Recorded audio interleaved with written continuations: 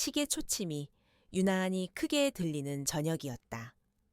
이서연은 거품 하나 없이 깨끗하게 닦인 유리잔을 식기 건조대에 올려놓으며 희미하게 한숨을 내쉬었다. 모든 것이 제자리에 있는 삶, 결혼과 함께 은퇴를 결심했을 때 그녀가 꿈꿨던, 그리고 남편 김진우가 갑작스러운 사고로 세상을 떠난 후 필사적으로 지키려 했던 삶이었다.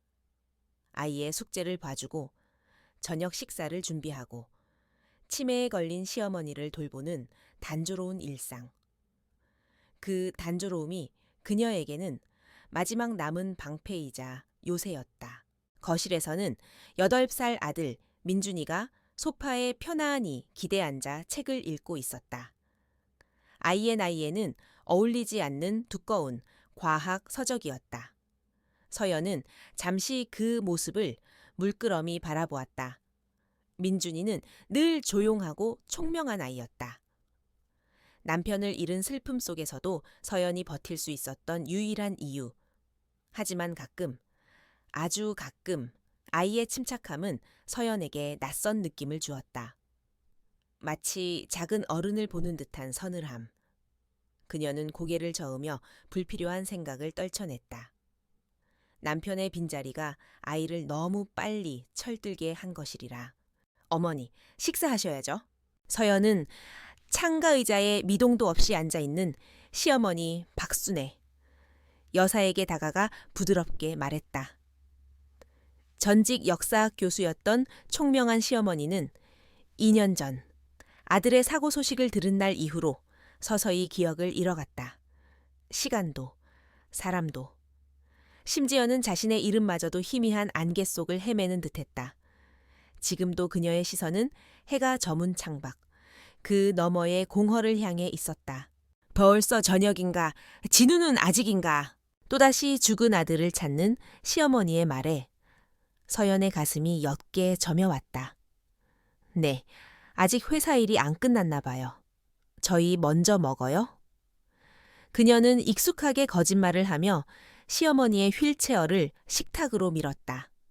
이런 거짓말 없이는 하루도 평온하게 지나갈 수 없었다. 현실은 모두에게 너무나 가혹했다. 저녁 식사는 언제나처럼 고요했다. 달그락거리는 수저 소리와 벽시계 소리만이 정적을 채웠다. 박 여사는 숟가락을 들고도 무엇을 해야 할지 모르는 사람처럼 멍하니 국그릇만 내려다보았다. 서연은 말없이 일어나 시어머니의 그릇에 밥과 반찬을 정갈하게 담아드렸다. 민준아, 책 그만 보고 어서 먹어. 그러다 눈 나빠지겠다. 민준이는 그제야 책에서 눈을 떼고 서연을 바라보았다. 아이의 눈은 남편을 닮아 깊고 차분했다. 네, 엄마. 짧은 대답과 함께 아이는 다시 식사에 집중했다. 아이는 식사 예절이 유난히 발랐다.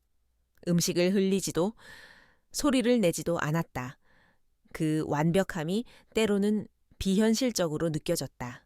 식사가 끝나고 설거지를 하는 동안 민준이는 거실에서 조용히 스케치북에 그림을 그렸다. 박 여사는 다시 창가로 돌아가 밖을 내다보고 있었다. 서연은 흐르는 물에 손을 씻으며 거울에 비친 자신의 모습을 보았다. 흐트러짐 없는 머리, 단정한 옷차림. 국정원 현장 요원이었던 과거는 어디에도 남아있지 않았다. 날카로운 감각과 본능을 억누르고 평범한 주부.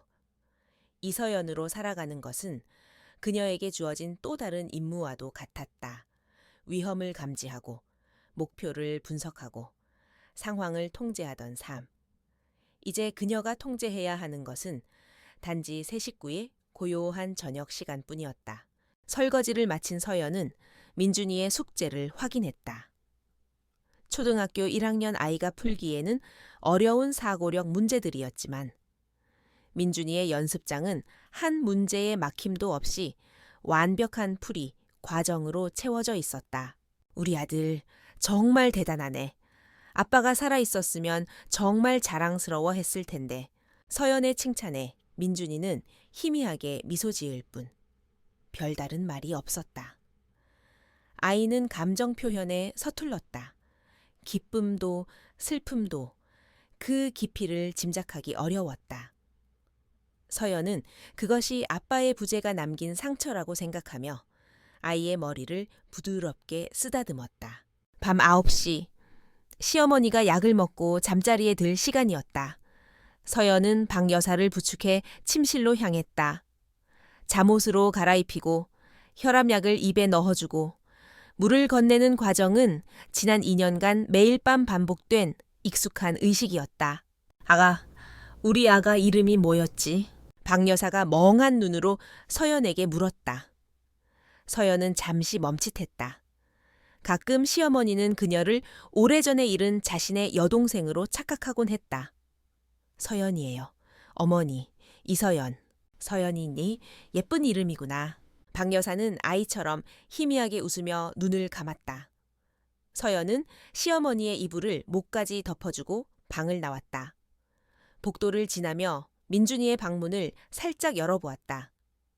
아이는 침대에 누워 얌전히 잠들어 있었다.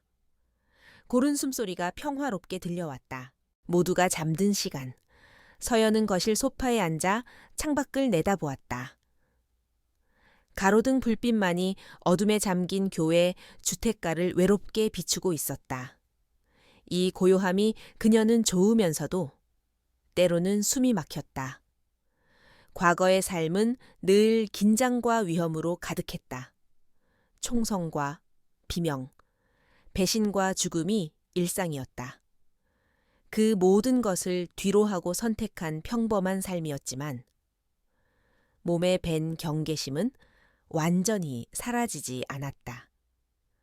그녀는 무의식적으로 창밖을 지나는 차의 종류를 확인하고 멀리서 들려오는 개의 짖는 소리에 귀를 기울였다. 진우는 그런 그녀를 보며 당신은 평생 요원으로 살아야 할 운명인가 봐 라며 웃곤 했다. 그의 웃음소리가 귓가에 맴도는 듯했다. 남편의 죽음은 여전히 풀리지 않은 의문으로 남아있었다. 경찰은 단순 과로로 인한 빗길, 교통사고로 결론 내렸지만 서연은 믿을 수 없었다. 진우는 누구보다 운전을 조심하는 사람이었고 사고 직전까지도 그는 무언가에 몹시 쫓기는 듯 불안해했다. 제약회사 연구원이었던 그가 마지막 몇 달간 자신의 연구에 대해 극도로 말을 아꼈던 것도 마음에 걸렸다. 하지만 증거가 없었다. 그녀가 할 수 있는 일은 아무것도 없었다. 남은 가족을 지키는 것 외에는 서연은 소파에서 일어나 집안의 모든 문과 창문이 제대로 잠겼는지 다시 한번 확인했다. 현관 디지털 도어록에 붉은 불빛을 보고 나서야 그녀는 안심하고 자신의 방으로 향했다. 침대에 누워 눈을 감았지만 쉽게 잠이 오지 않았다. 시어머니의 공허한 눈빛, 아들의 무표정한 얼굴, 남편의 마지막 모습이 머릿속에서 뒤엉켰다. 얼마나 지났을까. 깊은 새벽, 서연은 희미한 소리에 잠에서 깼다. 본능적으로 몸을 일으켜 소리의 근원지를 찾았다. 소리는 시어머니의 방에서 들려오는 듯했다. 끙끙 앓는 소리. 악몽이라도 꾸시는 걸까? 서연은 조심스럽게 침대에서 내려와 시어머니의 방으로 향했다. 문고리를 잡자 차가운 금속의 감촉이 손바닥에 전해졌다. 그녀는 소리 없이 문을 열고 안으로 들어갔다. 방 안은 창문으로 스며드는 희미한 달빛으로 어슴푸레했다. 침대 위, 시어머니는 누워있지 않았다. 상체를 일으켜 앉아 있었다. 미동도 없이 마치 무언가를 기다리는 사람처럼 어머니, 괜찮으세요? 잠이 안 오세요? 서연이 조심스럽게 다가가며 물었다. 그 순간 박 여사가 천천히 고개를 돌렸다. 달빛이 그녀의 얼굴을 비추었다. 서연은 숨을 멈췄다. 시어머니의 눈이 아니었다. 늘 초점 없이 흐릿하던 그 눈이 아니었다. 맑고 날카롭고 섬뜩할 정도로 또렷한 눈빛이었다. 그 눈빛은 혼란스러운 노인의 것이 아니라 모든 것을 알고 있는 자의 깊고 서늘한 눈빛이었다. 서연은 불길한 예감에 온몸의 피가 차갑게 식는 것을 느꼈다. 그녀가 한 걸음 더 다가가려 할 때 시어머니의 마른 손이 번개처럼 튀어나와 그녀의 손목을 움켜쥐었다. 치매 노인의 것이라고는 믿을 수 없는 강력한 힘이었다. 뼈가 으스러질 듯한 악력에 서연은 저도 모르게 신음을 흘렸다. 이여며 어머니. 박순애 여사는 서연의 눈을 똑바로 응시했다. 그리고 지난 2년간 단 한 번도 들어본 적 없는, 흔들림 없는 맑은 목소리로 속삭였다. 그 목소리는 고요한 새벽의 정적을 칼날처럼 베고 서연의 뇌리에 파고들었다. 야야. 그녀의 입술이 천천히, 하지만 분명하게 움직였다. 그놈은 네 아들이 아니야? 서연의 세상이 무너져 내렸다. 순간 온몸의 털이 곤두서는 듯한 전율이 등골을 타고 흘렀다. 시어머니의 소나귀, 얼음장처럼 차가운 그 목소리, 그리고 무엇보다도 모든 것을 꿰뚫어 보는 듯한 그 눈빛. 혼란과 공포가 한꺼번에 몰아쳤다. 이것은 치매 노인의 헛소리가 아니었다. 시어머니의 손이 힘을 잃고 툭 떨어졌다. 방금 전의 총기는 온데간데 없이 사라지고 그녀의 눈은 다시 익숙한 공허함으로 가득 찼다. 아무 일도 없었다는 듯. 그녀는 스르르 침대 위로 다시 몸을 눕히고는 눈을 감았다. 하지만 서연은 그 자리에 얼어붙은 차에 움직일 수 없었다. 시어머니의 마지막 말이 귓가에서 끊임없이 메아리쳤다. 그놈은 네 아들이 아니야. 온몸에 소름이 돋았다. 자신이 필사적으로 지켜온 평온한 일상, 그 견고한 성벽에 거대한 균열이 생기는 소리가 들렸다. 이서연은 어떻게 시어머니의 방을 빠져나왔는지 기억하지 못했다. 마치 유체 이탈이라도 한 것처럼 정신은 얼어붙은 복도에 남겨둔 채 몸뚱이만이 익숙한 동선을 따라 자신의 침실로 돌아왔다. 등 뒤로 닫힌 방문이 그녀를 현실과 단절시키는 거대한 벽처럼 느껴졌다. 그녀는 침대 가장자리에 위태롭게 걸터 앉았다. 방 안의 모든 소리가 사라졌다. 들리는 것은 제어할 수 없이 격렬하게 울리는 자신의 심장 소리뿐이었다. 그놈은 네 아들이 아니야. 날카로운 유리 조각 같은 문장이 뇌리를 헤집었다. 부정하려 할수록 더욱 선명하게 떠오르는 시어머니의 눈빛, 그토록 맑고 분노와 공포가 뒤섞인 절박한 눈빛을 한 치매 노인이 가질 수 있을까? 뼈를 부술 듯 했던 그 악력은 또 어떻게 설명해야 할까? 아니야, 그럴 리 없어.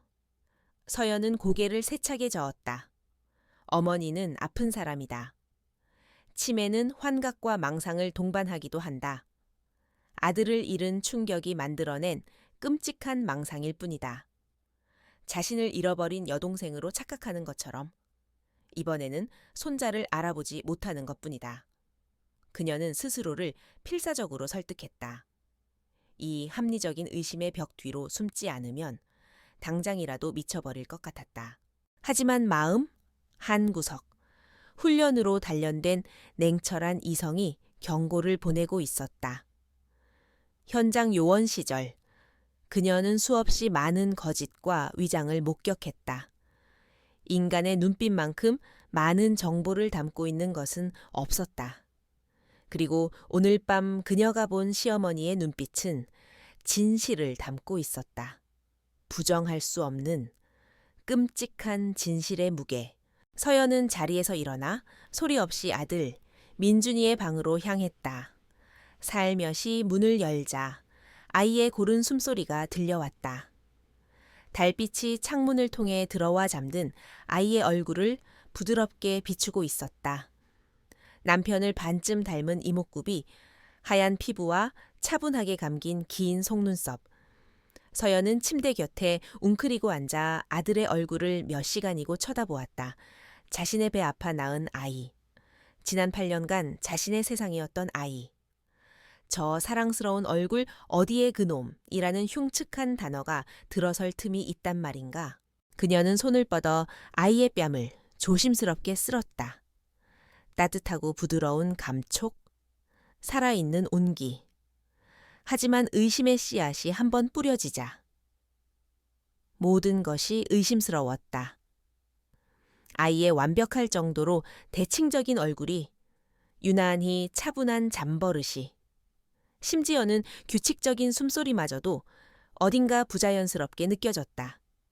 마치 잘 만들어진 인형을 보는 듯한 섬뜩함. 서연은 급히 손을 거두었다.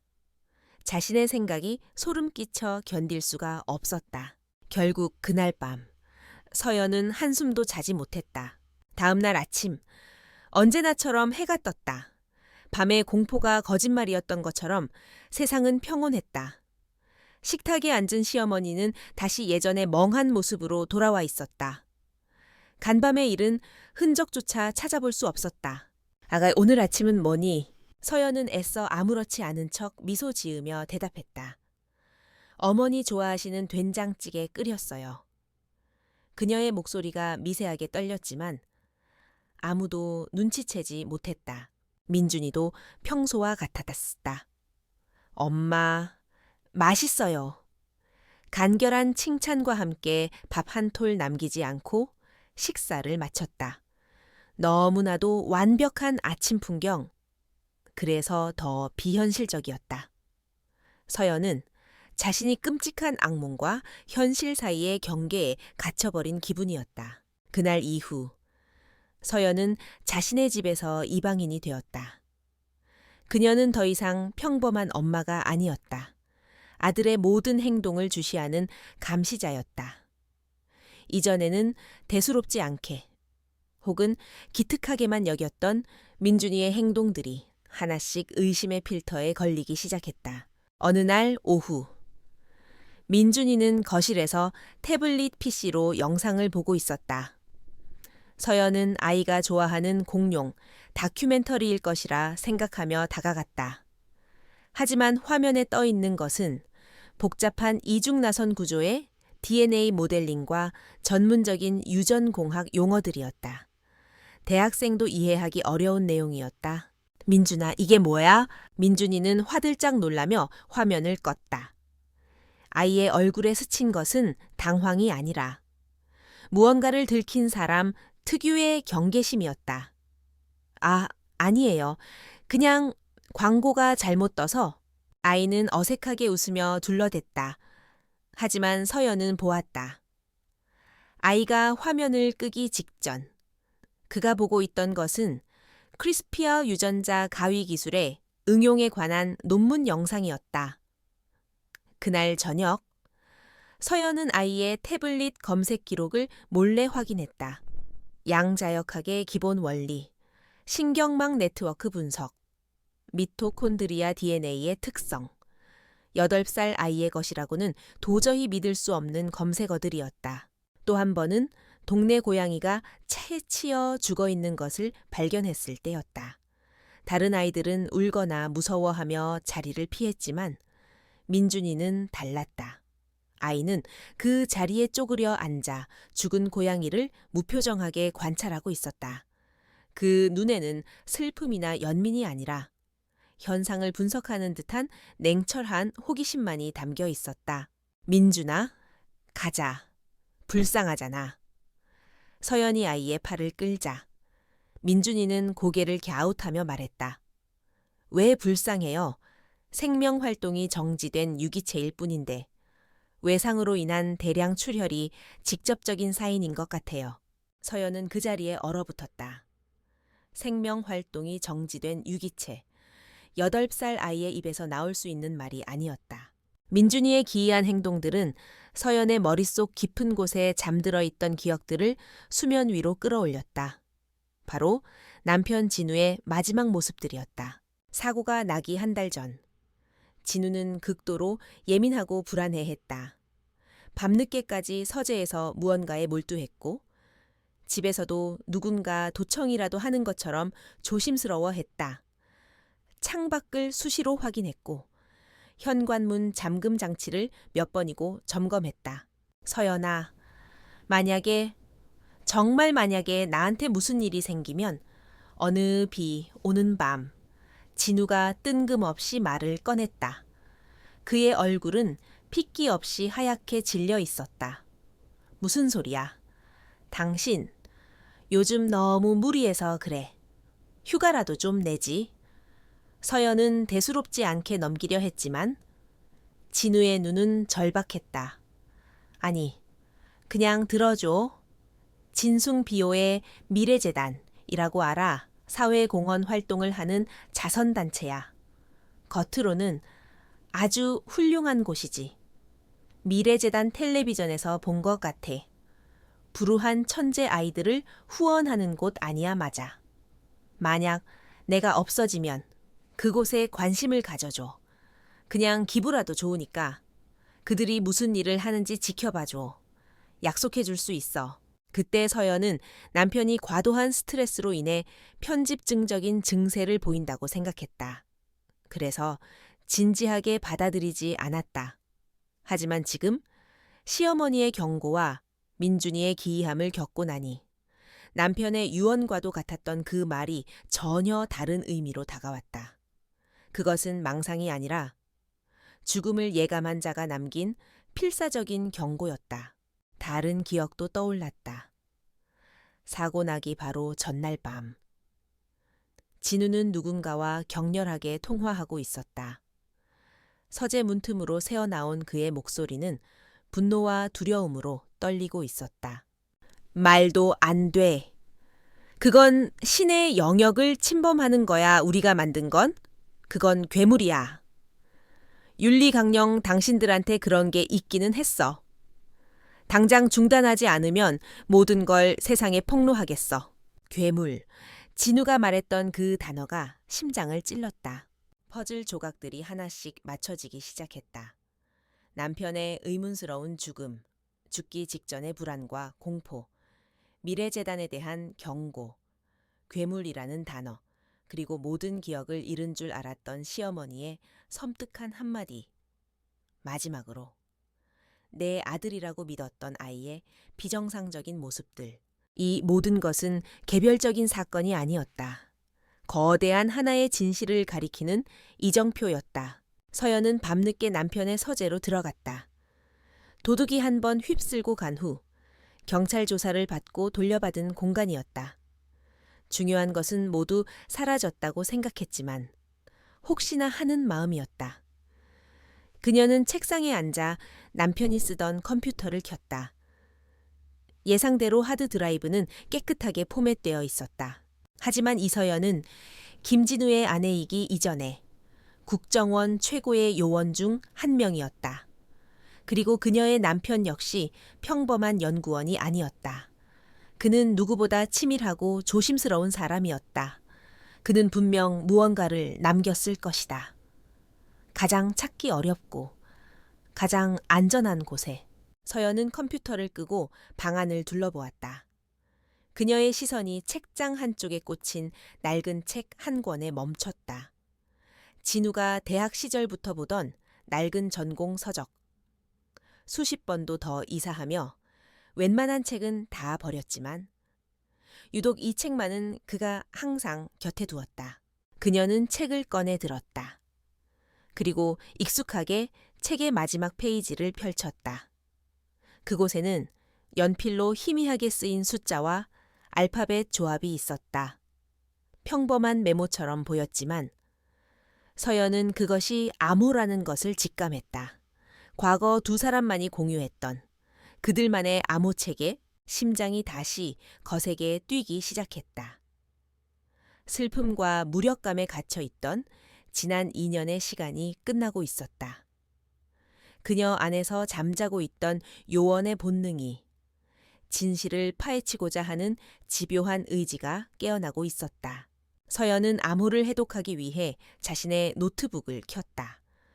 그녀의 손가락이 키보드 위에서 빠르고 정확하게 움직였다. 눈빛은 더 이상 슬픔에 잠긴 미망인의 것이 아니었다. 목표를 포착한 사냥꾼의 눈빛으로 변해 있었다. 미래재단, 남편이 남긴 마지막 열쇠, 그곳에 모든 답이 있을 것이다.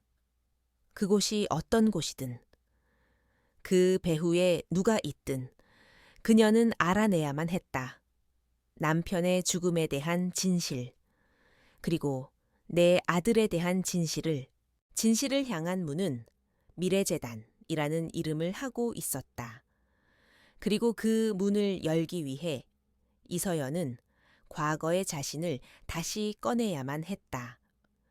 그녀는 며칠 밤낮으로 남편이 남긴 암호를 해독하는 동시에 미래재단에 대한 모든 공개된 정보를 수집했다. 재단의 이사장은 진숭비요의 총수인 천강혁 회장이었다.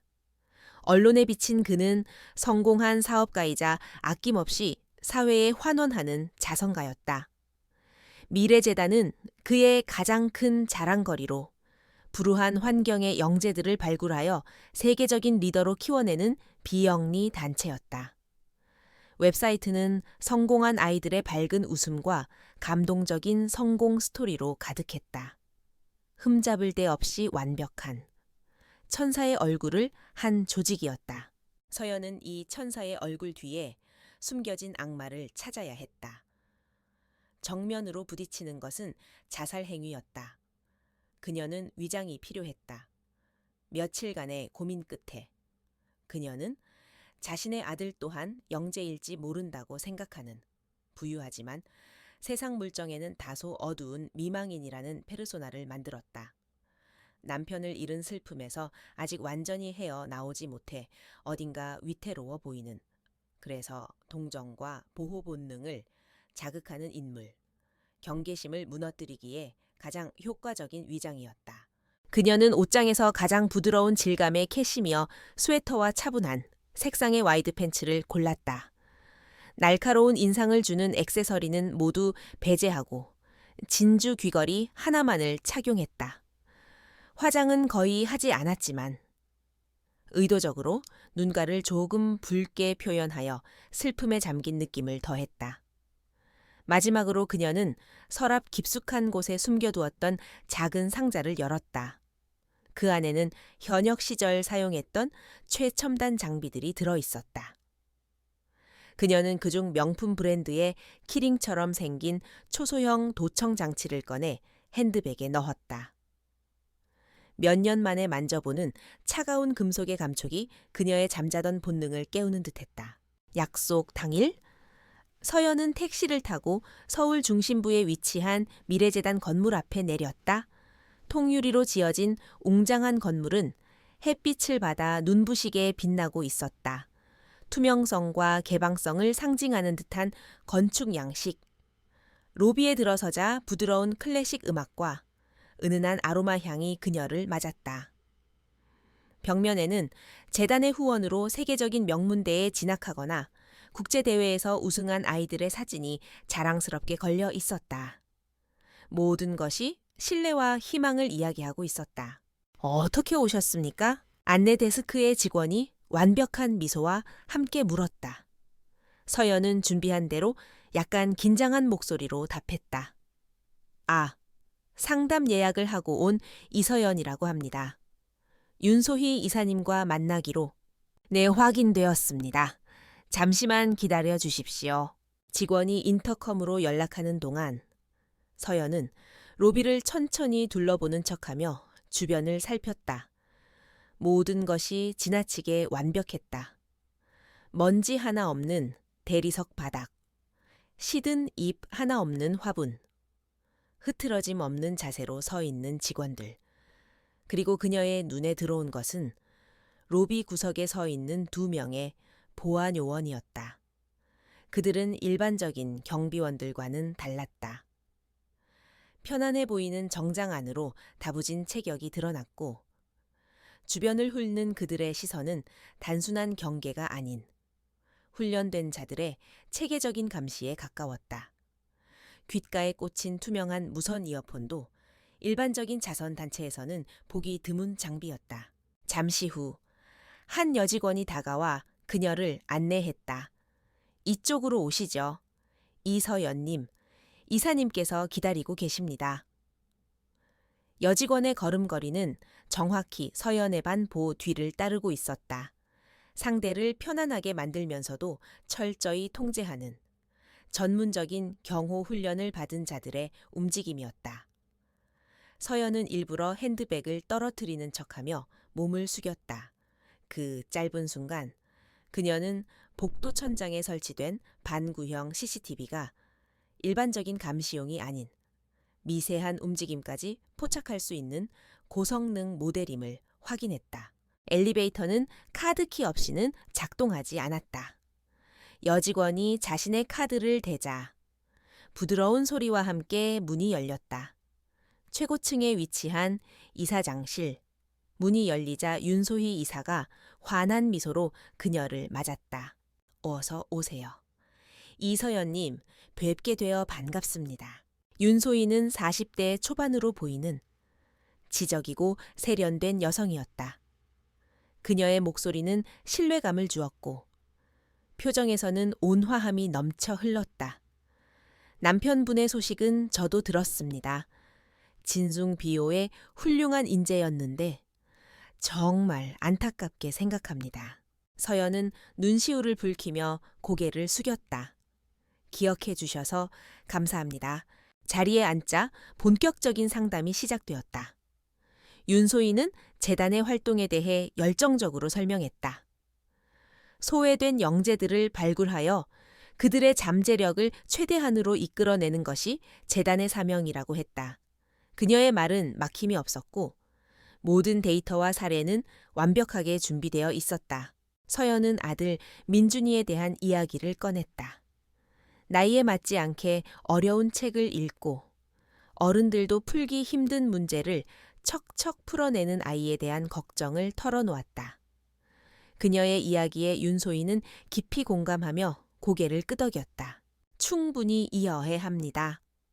사실 저희 재단에 있는 아이들 대부분이 비슷한 경우입니다. 평범한 교육 시스템 안에서는 오히려 재능을 억압당하고 외톨이가 되기 쉽죠.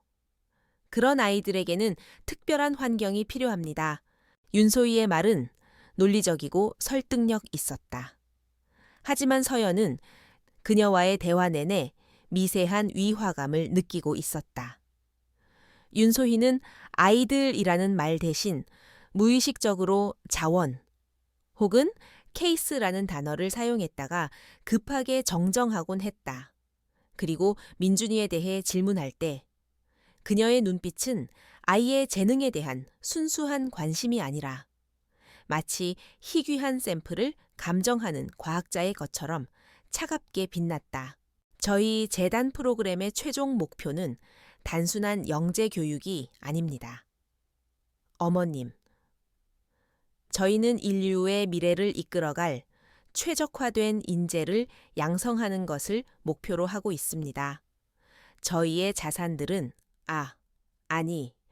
아이들은 모두 엄격한 기준에 따라 관리되고 있습니다. 최적화된 인재, 자산, 관리. 자선 단체에서 사용하기에는 너무나 차갑고 기계적인 단어들이었다. 서연은 심장이 차갑게 내려앉는 것을 느꼈다. 대화가 한창 무르익었을 때 서연은 일부러 기침을 하며 물을 찾았다. 죄송합니다. 목이 좀... 윤소희가 비서를 부르기 위해 잠시 자리에서 일어선 그 찰나의 순간 서연은 핸드백을 여는 척하며 키링 모양의 도청 장치를 손에 쥐었다. 그리고 몸을 숙여 테이블 밑에 보이지 않게 붙였다. 영거저 5초도 걸리지 않은 수천 번의 훈련으로 몸에 각인된 움직임이었다. 상담은 화기애애한 분위기 속에서 끝났다. 윤소희는 재단 시설을 둘러보겠냐고 제안했지만 서연은 오늘은 너무 갑작스러웠으니 다음에 아이와 함께 다시 오겠다며 정중히 거절했다. 더 이상 머무는 것은 위험했다. 오늘 귀한 시간 내주셔서 정말 감사합니다. 서연은 다시 한번 슬픔과 감사가 뒤섞인 표정을 지어 보이며 이사장실을 나섰다. 건물을 빠져나와 큰 길가로 나올 때까지. 그녀는 등 뒤에 수많은 눈들이 자신을 쫓고 있다는 것을 느낄 수 있었다. 택시를 잡아타고 재단 건물에서 충분히 멀어진 후에야 서연은 긴 숨을 내쉬었다. 그녀는 가방에서 스마트폰처럼 생긴 수신기를 꺼내 귀에 이어폰을 꽂았다. 도청 장치를 활성화시키자. 지지직거리는 잡음과 함께 윤소희의 사무실에서 나는 소리가 들려왔다. 처음에는 비서에게 다음 일정을 묻는 평범한 대화가 들려왔다.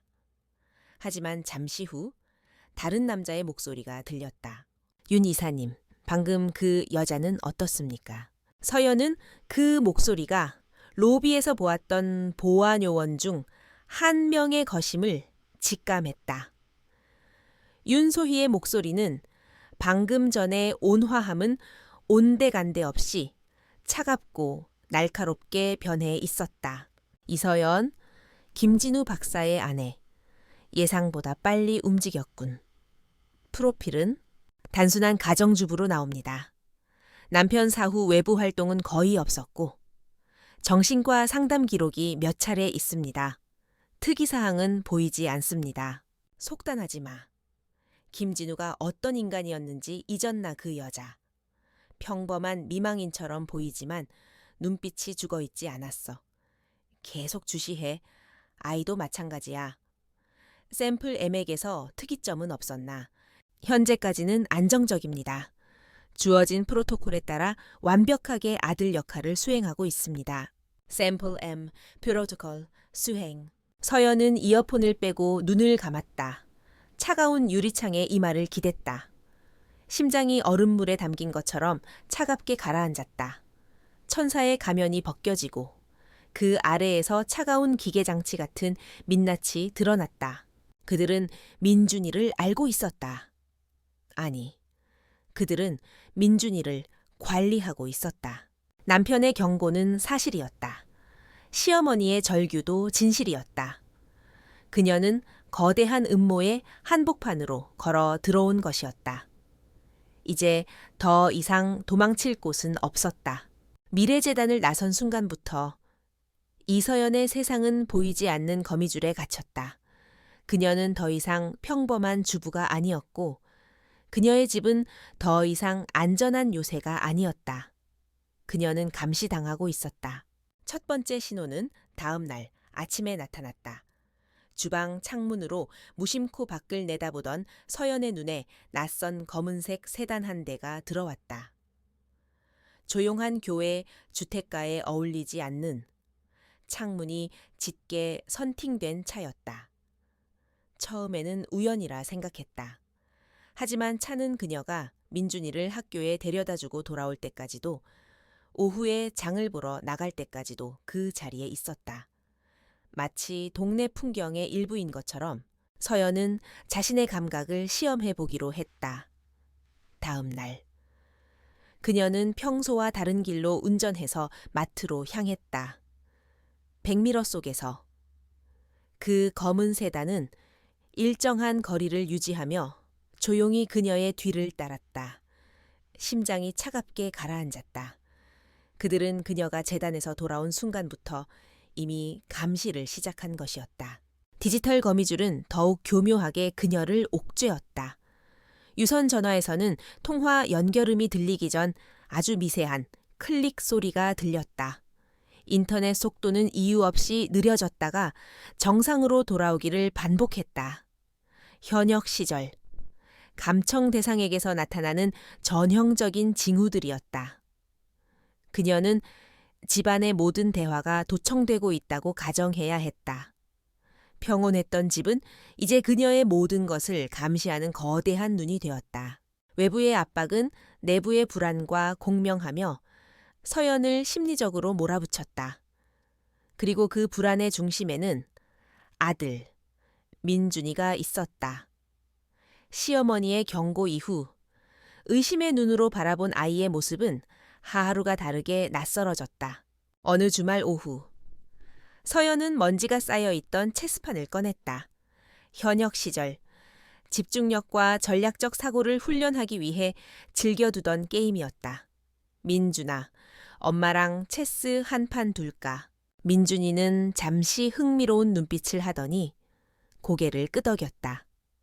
서연은 아이가 규칙이나 겨우 아는 수준일 것이라 생각하며 가볍게 시작했다. 하지만 게임은 그녀의 예상을 완전히 벗어났다. 민준이는 단순히 말을 움직이는 것이 아니었다. 그는 수를 읽고 함정을 파고 서연의 전략을 예측했다. 초반의 탐색전이 끝나자 아이는 무서운 속도로 그녀를 몰아붙이기 시작했다. 그의 움직임에는 망설임이 없었다. 마치 수백, 수천 번의 게임을 복귀한 기계처럼 정교하고 냉혹했다. 체크메이트. 게임 시작 20분 만에. 서연은 자신의 킹기 민준이의 말들에게 완벽하게 포위된 것을 발견했다. 그녀는 멍하니 체스판을 내려다보았다. 민준이가 사용한 마지막 전략은 19세기 세계 챔피언이었던 폴 모피의 전설적인 게임에서나 나왔던 복잡한 수였다. 어떻게 이걸 아는 거니? 서연의 목소리는 충격으로 잠겨 있었다. 민준이는 어깨를 으쓱하며 태연하게 대답했다. 그냥 이렇게 두면 이길 것 같았어요. 이쪽 나이트가 비숍의 길을 막고 있었잖아요. 아이는 8살의 어휘로 설명했지만 그가 구사한 전략은 수십 년 경력의 프로 기사 수준이었다. 서연은 등골을 타고 흐르는 서늘한 감각을 애써 억눌렀다. 가장 소름 끼치는 사건은 며칠 뒤 새벽에 일어났다. 서연은 희미한 잠꼬대 소리에 잠을 깼다. 소리는 민준이의 방에서 들려오고 있었다. 그녀는 조심스럽게 아들의 방문 앞으로 다가갔다. 아이가 악몽이라도 꾸는가 싶었다. 하지만 문틈으로 새어나오는 소리는 평범한 잠꼬대가 아니었다. 민준이는 유창한 독일어로 무언가를 읊조리고 있었다. 서연은 현역 시절 유럽에서 활동하며 독일어를 익혔기에 그 내용을 알아들을 수 있었다. Nom Nadioi Desoxyribonukleinsäure Polymerase-Kettenreaktion Sequentielle Genomassemblierung Deoxyribohexan 중합효소 연쇄 반응 순차적 게놈 조립. 아이는 잠결에 복잡한 분자생물학 전문 용어들을 나열하고 있었다. 그것은 마치 잠든 컴퓨터가 저장된 데이터를 무의식적으로 출력하는 듯한 기이하고 비인간적인 광경이었다. 서연은 차마 문을 열고 들어가지 못하고 그 자리에 얼어붙어 아이의 잠꼬대가 멈추기를 기다렸다. 작은 아이의 몸 안에 자신이 전혀 알지 못하는 거대한 지식과 정보가 담겨 있다는 사실이 공포 그 자체였다. 서연은 이대로는 안 된다고 판단했다. 적들은 그녀를 압박하며 반응을 떠보고 있었다. 그녀 역시 그들에게 미끼를 던져야 했다. 그녀는 의도적으로 시어머니와 민준이를 데리고 온종일 외출을 감행했다. 동물원에 가서 하루를 보내고 저녁까지 외식을 하고 집으로 돌아왔다. 만약 그들이 자신의 집을 노린다면 지금이 가장 완벽한 기회일 터였다. 집 앞에 도착했을 때 늘 그 자리에 있던 검은 세단은 보이지 않았다. 하지만 서연은 긴장을 늦추지 않았다. 현관 도어록에 손을 대기 전 그녀는 아주 미세한 이물감이 느껴지는 것을 감지했다. 누군가 전문적인 도구로 잠금 장치를 건드렸다는 증거였다. 엄마, 왜 안 들어가요? 민준이가 묻자. 서연은 애써 미소 지으며 답했다. 아, 잠깐만. 비밀번호가 생각 안 나서. 그녀는 침착하게 문을 열고 안으로 들어갔다. 집 안은 겉보기에는 아무런 변화가 없었다. 모든 것이 그녀가 나갈 때와 똑같은 자리에 있었다. 하지만 그녀의 예리한 눈은 미세한 차이들을 발견했다. 거실 테이블의 각도가 1도쯤 틀어져 있었고 소파 쿠션의 위치가 미묘하게 바뀌어 있었다. 어머니, 민준아, 피곤하겠다. 먼저 씻고 있어. 엄마는 정리 좀 하고. 두 사람을 욕실로 들여보낸 서연은 조용히 남편의 서재로 향했다. 역시나 서재는 다른 곳과 달리 훨씬 더 정밀하게 수색당한 흔적이 역력했다. 책장의 책들은 순서가 뒤바뀌어 있었고 바닥의 마루 틈새에서는 전문적인 탐색 장비로 긁어낸 미세한 흔적이 발견되었다. 그리고 남편의 책상 위에 있던 낡은 데스크톱 컴퓨터 본체가 사라져 있었다. 경찰이 조사를 마친 후 돌려주었던 이미 하드 드라이브가 깨끗하게 포맷되어 아무것도 남아있지 않던 바로 그 컴퓨터였다. 적들은 그녀가 미래재단에 접촉한 것을 보고 혹시 김진우가 남긴 데이터에 복사본이 있을지 모른다고 판단한 것이다. 그래서 가장 확실한 목표물인 컴퓨터 본체를 가져갔다. 서연은 잠시 눈을 감았다. 적들의 행동은 오히려 그녀에게 확신을 주었다. 그들이 컴퓨터를 가져갔다는 것은 그들이 아직 진짜를 찾지 못했다는 뜻이었다. 김진우는 그렇게 허술한 남자가 아니었다. 그는 분명 적들의 예상을 뛰어넘는 곳에 무언가를 숨겨두었을 것이다. 그녀의 시선이 서재 한가운데를 차지하고 있는 육중한 원목 책상으로 향했다. 남편이 결혼 전부터 쓰던 낡고 무거운 책상. 몇 번이나 새 것으로 바꾸자고 해도 진우는 유독 이 책상만큼은 고집을 부리며 버리지 않았다. 손때 묻은 물건이라 정이 들었다고 했지만 지금 생각해보니 다른 이유가 있었을지도 모른다. 서연은 책상으로 다가가 손으로 표면을 천천히 쓸었다. 서랍을 하나씩 열어보고 뒷면과 아랫면까지 샅샅이 확인했다. 그녀의 손끝 감각이 미세한 뒤틀림이나 틈새를 찾기 위해 집중했다. 한참을 더듬던 그녀의 손가락이 책상 가장 안쪽 서랍의 밑판에서 아주 미세하게 튀어나온 부분을 발견했다. 눌러도 보고 당겨도 보았지만 아무런 반응이 없었다. 그녀는 잠시 생각에 잠겼다. 진우라면 어떻게 했을까? 그는 논리적이고 체계적인 사람이었다. 그녀는 서랍을 모두 빼낸 뒤 책상 안쪽의 구조를 살폈다. 그리고 발견했다. 특정 서랍들이 닫혔을 때 그 내부의 돌기들이 순서대로 눌려야만 잠금 장치가 해제되는 고전적인 방식의 비밀 공간이었다. 서연은 기억을 더듬어 남편이 의미 있게 생각하던 숫자 조합. 바로 그들의 결혼 기념일을 떠올렸다. 그녀는 그 숫자에 맞춰 서랍을 순서대로 끝까지 밀어 넣었다. 딸깍 하는 아주 작은 금속성 소리가 들렸다. 다시 책상 밑판에 튀어나온 부분을 누르자. 이번에는 부드럽게 안으로 들어가며 책상 상판의 일부가 스르륵 열렸다. 그곳에는 벨벳이 깔린 작은 공간이 있었고 그 안에 손톱만 한 크기의 검은색 SSD 드라이브가 놓여 있었다. 서연은 떨리는 손으로 그것을 집어들었다. 차갑고 단단한 감촉. 이것이 바로 남편이 목숨과 맞바꿔 지키려 했던 유산이었다. 적들이 온 집안을 뒤져도 찾아내지 못한 모든 진실이 담겨 있을 열쇠. 그녀는 드라이브를 손안에 꽉 쥐었다. 이제 이 판도라의 상자를 여는 일만 남았다.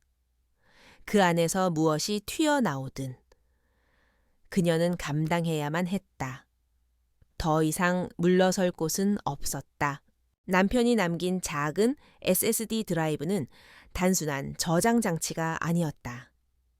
그것은 그의 목숨이었고 모든 진실이 봉인된 판도라의 상자였다. 이서연은 자신의 집이 더 이상 안전하지 않다는 것을 알았기에 한밤중에 모든 장비를 챙겨 밖으로 나섰다. 그녀는 시내의 허름한 24시간, 코인 세탁소 구석에 자리를 잡았다. 세탁기가 돌아가는 단조로운 소음과 희미한 세제 냄새는 외부의 감시로부터 그녀를 가려주는 완벽한 위장이었다. 그녀는 가방에서 특수 제작된 보안 노트북을 꺼내 드라이브를 연결했다. 화면에 나타난 것은 5중으로 구성된 군용 등급의 암호화 시스템이었다. 일반적인 해킹 프로그램으로는 뚫는데 수백 년이 걸릴 괴물 같은 방어벽. 진우는 적들이 이것을 손에 넣을 경우까지 대비한 것이었다. 서연은 숨을 골랐다. 이제부터는 과거 국정원 최고의 암호 해독 전문가였던 자신의 모든 것을 쏟아부어야 했다. 그녀의 손가락이 키보드 위에서 춤을 추기 시작했다. 화면에는 수없이 많은 코드 라인이 나타났다가 사라졌다. 첫 번째와 두 번째 방어벽은 그녀가 과거에 다루었던 국가 수준의 보안 시스템과 유사했다. 몇 시간의 사투 끝에 그녀는 간신히 두 개의 문을 열었다. 하지만 세 번째 암호부터는 차원이 달랐다. 그것은 기술적인 영역이 아니었다. 진우가 직접 설계한 지극히 개인적이고 감성적인 영역의 암호였다. 서연은 잠시 노트북에서 손을 떼고 눈을 감았다. 기술이 아니라 기억으로 풀어야 하는 문제였다. 그녀는 진우와의 시간을 거슬러 올라갔다. 함께 보았던 영화, 함께 듣던 음악, 둘만이 나누었던 농담들, 수많은 실패 끝에 그녀의 뇌리에 한 가지 기억이 스쳐 지나갔다. 신혼여행지였던 칠레의 아타카마 사막, 수천 개의 별이 쏟아지던 밤하늘 아래서 진우는 웃으며 이름 없는 작은 별 하나를 가리켰다. 저 별은 오늘부터 우리 별이야. 이름은 첫 키스했던 그 골목 이름으로 할까. 서연은 떨리는 손으로 키보드에 그 골목의 이름을 입력했다. 늘 봄길, 엔터 키를 누르자 세 번째 자물쇠가 풀리는 소리가 들리는 듯했다. 네 번째와 다섯 번째 암호 역시 그와 비슷한 두 사람의 추억 속에 숨겨진 열쇠들이었다. 마침내 마지막 암호가 풀렸을 때 동트기 직전의 푸른 새벽빛이 세탁소 창문으로 스며들고 있었다. 폴더가 열리고 수많은 파일들이 화면에 나타났다. 서연은 가장 먼저 눈에 띈 서연에게라는 이름의 영상 파일을 클릭했다. 화면에 나타난 것은 남편의 얼굴이었다. 며칠은 좋게 밤을 새운 듯 헬쑥하고 지친 모습이었지만 그의 눈빛만은 단호하게 빛나고 있었다. 서연아, 만약 당신이 이 영상을 보고 있다면 나는 이미 이 세상 사람이 아니겠지. 미안해. 당신과 민준이를 이런 위험에 빠뜨리게 해서 정말 미안해. 하지만 난 이 진실을 외면할 수 없었어. 당신이라면 이해해 줄 거라고 믿어. 내가 지금부터 보여줄 것들은 당신의 세상을 무너뜨릴지도 몰라. 부디 마음 단단히 먹어줘. 무슨 일이 있어도. 당신은 강한 사람이니까 사랑해. 언제나. 영상이 끝나고 서연은 흐르는 눈물을 닦을 생각도 하지 못한 채 화면을 응시했다. 남편의 마지막 모습. 그녀는 숨을 깊게 들이마신 후 프로젝트 치메라 라는 이름의 메인 폴더를 열었다. 화면을 가득 채운 것은 차가운 데이터와 비정한 문서들이었다. 프로젝트 제안서, 투자자 명단, 연구 일지, 실험 데이터, 모든 것이 진숭비호와 그 정점에 있는 천강혁 회장을 가리키고 있었다. 프로젝트 키메라의 목표는 충격적이었다. 인류 진화의 인위적 촉진, 질병, 노화, 그리고 지능의 한계를 극복한 신인류, 즉 유전적으로 완벽하게 설계된 맞춤형 아이들을 탄생시켜 세계 최상위 계층의 고객들에게 분양하는 것이 프로젝트의 최종 목표였다.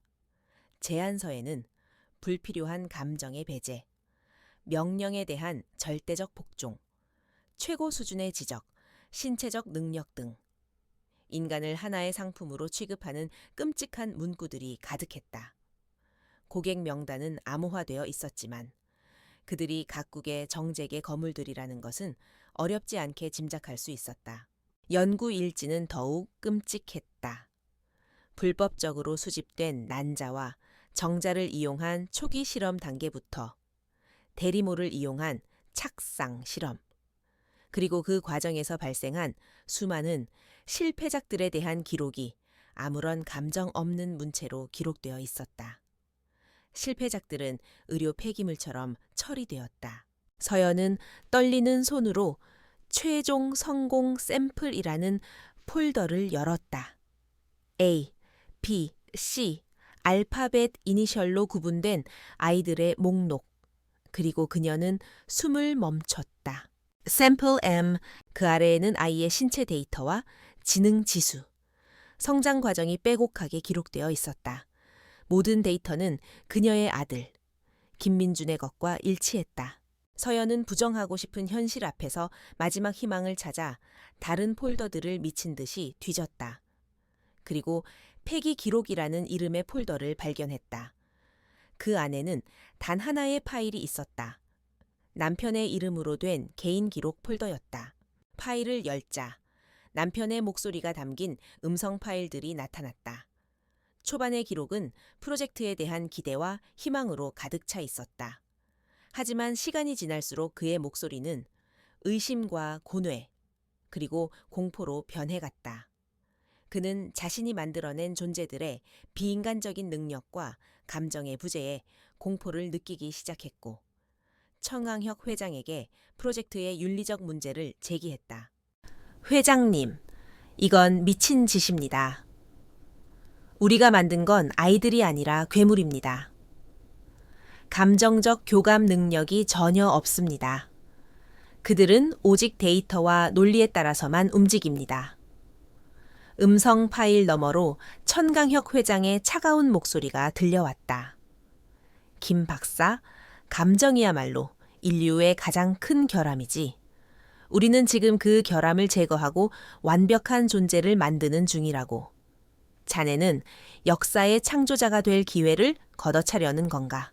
마지막 음성 파일은 사고 당일 아침에 녹음된 것이었다. 진우의 목소리는 다급했다.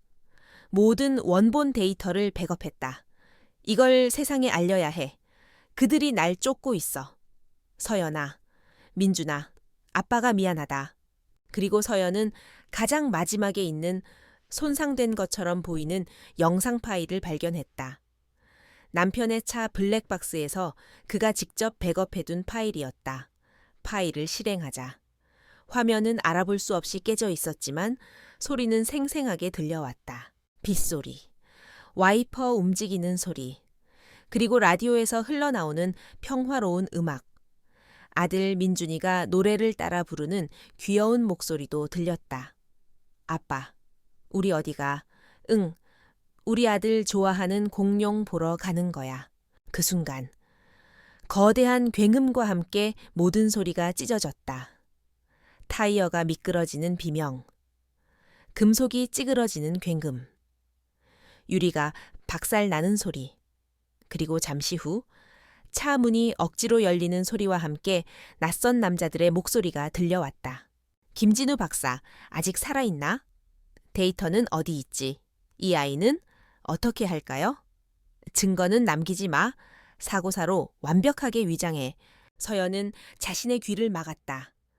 비명이 터져 나오려는 것을 필사적으로 참았다. 남편은 사고로 죽은 것이 아니었다. 살해당한 것이었다. 그녀는 거의 실신 직전의 상태로 마지막 파일을 열었다. 그것은 경찰서에서 발행한 서류의 스캔 파일이었다. 사망자 및 실종자 보고서. 사망자 명단에는 남편 김진우의 이름이 있었다. 그리고 실종자 명단에는 김민준 만 6세 서류상으로. 그녀의 아들은 그날 사고 현장에서 실종되었다. 시신을 찾지 못했다. 하지만 서연은 진실을 알 수 있었다. 그녀의 진짜 아들은 그날 아빠와 함께 죽은 것이다. 그리고 청강혁은 자신의 샘플M을 실종된 아들 자리에 대신 집어넣어 진우의 아내인 자신을 감시하고 혹시 모를 데이터의 행방을 찾으려 했던 것이다. 모든 것이 명확해졌다. 지난 2년간 그녀가 쏟았던 사랑과 돌봄의 대상은 자신의 아들이 아니었다. 남편을 죽인 자들이 만든 감정 없는 대체품이었다. 서연은 노트북을 덮었다. 눈물이 뺨을 타고 흘러내려 차가운 바닥으로 뚝뚝 떨어졌다. 하지만 그것은 더 이상 슬픔의 눈물이 아니었다. 슬픔은 재가 되어 사라지고 그 자리에서 지옥의 불길 같은 분노와 증오가 타오르기 시작했다. 그녀는 남편과 아들을 한꺼번에 다시 잃었다. 그녀의 모든 것을 앗아간 자들에 대한 복수심이 온몸의 세포 하나하나를 채웠다. 코인 세탁소의 형광등 불빛 아래 한 여자가 울고 있었다. 하지만 그녀의 눈은 더 이상 울고 있지 않았다. 그 눈에는 오직 하나의 목표만이 선명하게 새겨져 있었다. 청항혁, 그리고 미래재단. 그녀는 그들의 세상을 무너뜨릴 것이다. 남편과 아들의 잿더미 위에서 그녀는 복수의 화신으로 다시 태어나고 있었다. 타워 최상층, 서울의 야경이 파노라마처럼 펼쳐지는 회장실 안의 공기는 얼음장처럼 차가웠다. 천강혁 회장은 거대한 통유리창 앞에 서서 도시의 불빛을 내려다보고 있었다. 그의 얼굴에는 아무런 표정이 없었지만 칠흑 같은 눈동자 안에서는 차가운 분노가 들끓고 있었다. 알람이 울렸다고 그의 뒤에 그림자처럼 서 있던 보안 총괄 실장 강태어가 고개를 숙였다. 전직 특수부대 소령 출신인 그는 감정을 드러내지 않는 기계 같은 사내였다. 네, 회장님. 김진우 박사가 숨겨둔 드라이브에 심어놓은 트레이서가 방금 활성화되었습니다. 누군가 암호를 해독하고 파일에 접근했습니다. 청항혁은 천천히 돌아섰다. 그의 입가에 비웃는 듯한 미소가 걸렸다. 결국 그 여자인가. 김진우의 아내, 평범한 가정주부인 척하는 연기가 꽤나 훌륭했군. 어떻게 하시겠습니까? 사냥은 끝났다. 이제는 처리해야지. 청강혁은 책상 위에 인터컴 버튼을 눌렀다. 그의 목소리는 강철처럼 차갑고 단호했다. 알파팀 투입해. 목표는 드라이브 회수, 그리고 변수 제거. 이서연과 늙은 여자. 둘 다 흔적도 없이 처리해. 자산. 샘플 M은 회수한다. 털끝 하나라도 다치게 해선 안 돼. 변수 제거. 그것은 사형 선고였다. 강태호는 짧게 대답하고 소리 없이 회장실을 빠져나갔다. 작전은 즉시 시작되었다. 같은 시각 이서연은 코인 세탁소를 빠져나와 자신의 차에 올랐다. 손안에 쥔 SSD 드라이브가 모든 진실의 무게만큼이나 무겁게 느껴졌다. 남편과 아들의 진짜 죽음을 알게 된 충격은 그녀의 슬픔을 증오로, 무력감을 복수심으로 바꾸어 놓았다. 이제 그녀는 더 이상 도망치거나 숨지 않을 것이다. 싸워야 했다. 집으로 향하는 길, 그녀는 본능적으로 백미러를 살폈다. 미행은 없었다. 하지만 그것이 오히려 더 불길했다. 적들은 그녀가 모든 것을 알았다는 사실을 분명 인지했을 것이다. 그렇다면 미행이 아니라 함정을 파놓고 기다리고 있을 터였다. 예상은 적중했다. 동네 어귀에 접어들었을 때 서연의 온몸의 감각이 비명을 지르기 시작했다. 늘 그 자리에 있던 검은 세단은 보이지 않았다. 하지만 평소라면 켜져 있어야 할 가로등 몇 개가 꺼져 있었고 이웃집에서 들려오던 희미한 텔레비전 소리마저 들리지 않았다. 죽음처럼 고요한 정적 폭풍전야였다. 서연은 집에서 2블록 떨어진 골목에 차를 세우고 엔진을 껐다. 그리고 가방에서 소형 야간 투시경을 꺼냈다. 현역 시절 쓰던 낡은 장비였지만 어둠 속을 꿰뚫어 보기에는 충분했다. 그녀는 렌즈를 통해 자신의 집 주변을 살폈다. 심장이 멎는 듯했다. 집 주변의 나무 그늘과 담벼락 뒤 최소 4명의 인형이 은밀하게 움직이고 있었다. 그들의 움직임은 민간인이 아니었다. 완벽하게 전술적 대형을 갖추고 집을 포위하고 있는 고도로 훈련된 전문가들이었다. 그들은 이제 감시자가 아니었다. 사냥꾼이었다. 서연은 잠시 눈을 감고 빠르게 상황을 분석했다. 집으로 들어가는 것은 자살 행위다. 하지만 안에는 아무것도 모르는 시어머니가 있다. 그리고 샘플 M, 민준이가 있다.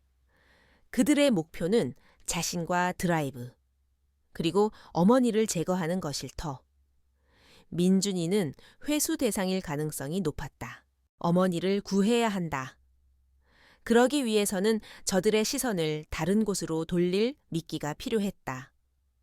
그녀는 주머니에서 비상용으로 가지고 다니던 낡은 선불폰을 꺼냈다.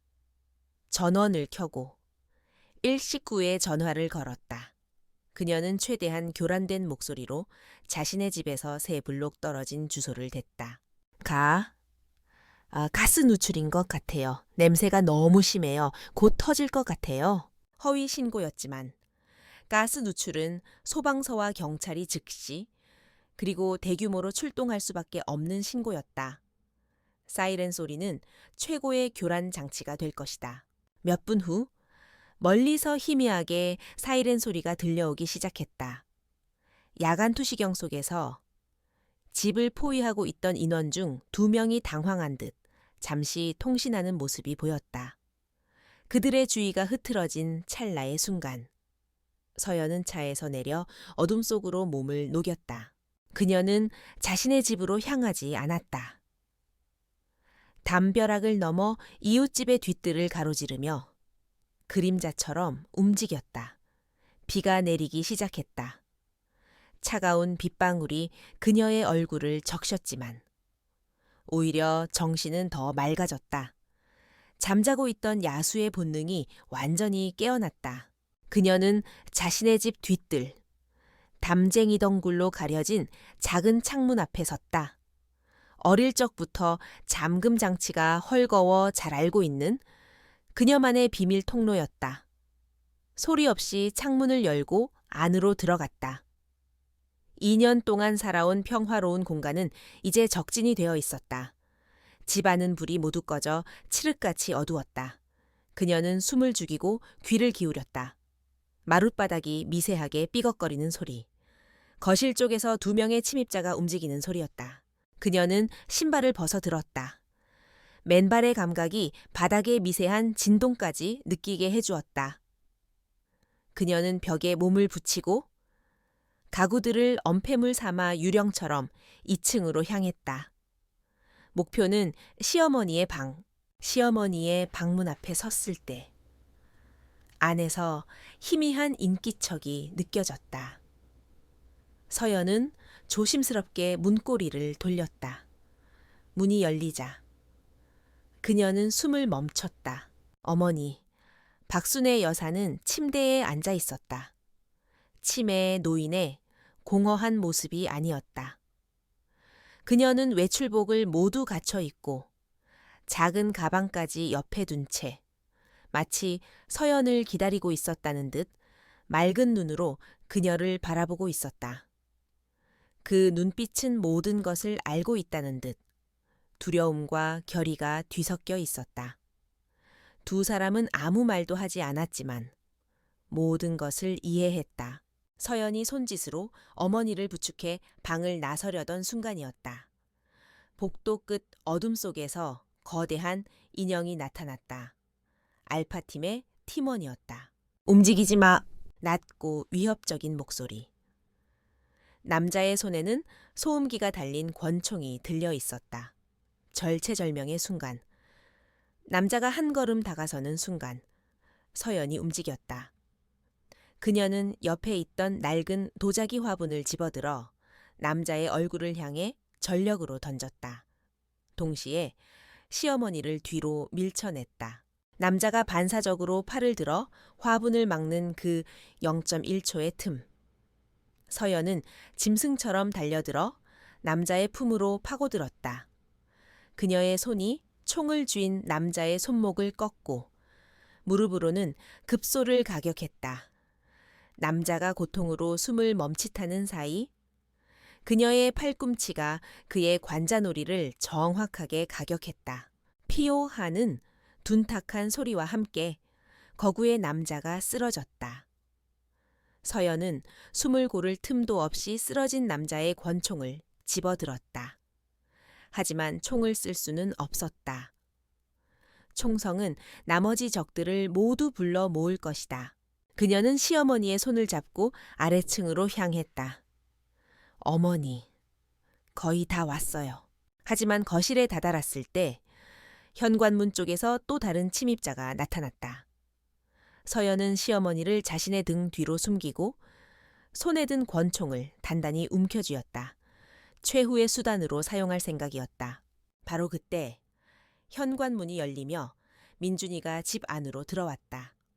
아이는 흠뻑 젖은 채. 방금 전에 소라는 아무것도 듣지 못했다는 듯 태연한 표정이었다. 아이의 뒤에는 강태어 실장이 서 있었다. 그만? 이서연 씨. 강태어의 목소리는 감정이 없었다. 드라이브를 넘기면 노인과 당신의 목숨은 살려주지. 서연은 그를 노려보며 대답했다. 내 남편도 그렇게 죽였나. 강태어의 눈이 가늘어졌다. 그 순간 아무도 예상치 못한 일이 벌어졌다. 옆에 서 있던 민준이가 갑자기 서연의 등 뒤에 있던 시어머니를 향해 달려들었다. 아이의 움직임이라고는 믿을 수 없는 속도였다. 아이는 시어머니의 팔을 붙잡고 강태어 쪽으로 끌어당겼다. 어머니, 서연이 소리쳤지만 이미 늦었다. 강태어의 부하가 시어머니를 제압했다. 인질이 잡힌 상황. 서연은 무력하게 멈춰 섰다. 민준이는 다시 강태어의 옆으로 돌아가 아무 감정 없는 눈으로 서연을 바라보았다. 그 눈은 아들의 눈이 아니었다. 완벽하게 임무를 수행하고 있는 기계의 눈이었다. 강태호는 만족스러운 듯 고개를 끄덕였다. 드라이브를 1인 내에 서연은 주머니에서 SSD 드라이브를 꺼내 보였다. 그리고 그것을 거실 바닥으로 던졌다. 강태어의 시선이 잠시 드라이브로 향하는 순간 서연은 거실 벽에 걸려있던 남편의 유품인 무거운 펜싱칼을 빼들었다. 동시에 그녀는 주머니 속의 작은 리모컨 버튼을 눌렀다. 그녀가 집 안에 들어오기 전 주방 가스레인지 밸브를 미리 열어두고 그 옆에 작은 스파크 장치를 설치해 두었던 것이다. 집 전체를 무기로 삼은 그녀의 마지막 도박이었다. 꽝! 거실 뒤편 주방에서부터 시작된 폭발이 집 전체를 뒤흔들었다. 폭발의 충격으로 강태호와 부하들이 비틀거리는 사이 서연은 칼을 휘둘러 시어머니를 붙잡고 있던 남자를 베고 그녀의 손을 낚아챘다. 지금이에요. 그녀는 시어머니를 끌고 폭발로 깨진 뒤뜰, 유리창을 향해 몸을 던졌다. 화염과 연기가 순식간에 집 안을 집어삼켰다. 사이렌 소리가 이제 동네 전체를 울리고 있었다. 이서연은 불타는 자신의 과거를 뒤로 한 채 시어머니와 함께 쏟아지는 빛 속으로 그리고 깊은 어둠 속으로 사라졌다. 모든 것을 잃은 그녀의 손에 남은 것은 복수심과 남편의 펜싱 칼뿐이었다. 불타는 집을 뒤로 하고 쏟아지는 빛 속으로 사라진 두 여자는 유령이 되었다. 이서연과 박순애는 공식적으로는 화재 사건의 비극적인 희생자였다. 세상은 그들이 죽었다고 믿을 것이고 청왕형 역시 그렇게 믿기를 바랄 터였다. 하지만 생존은 또 다른 전쟁의 시작일 뿐이었다. 두 사람은 도시 외곽의 허름한 모텔에 몸을 숨겼다.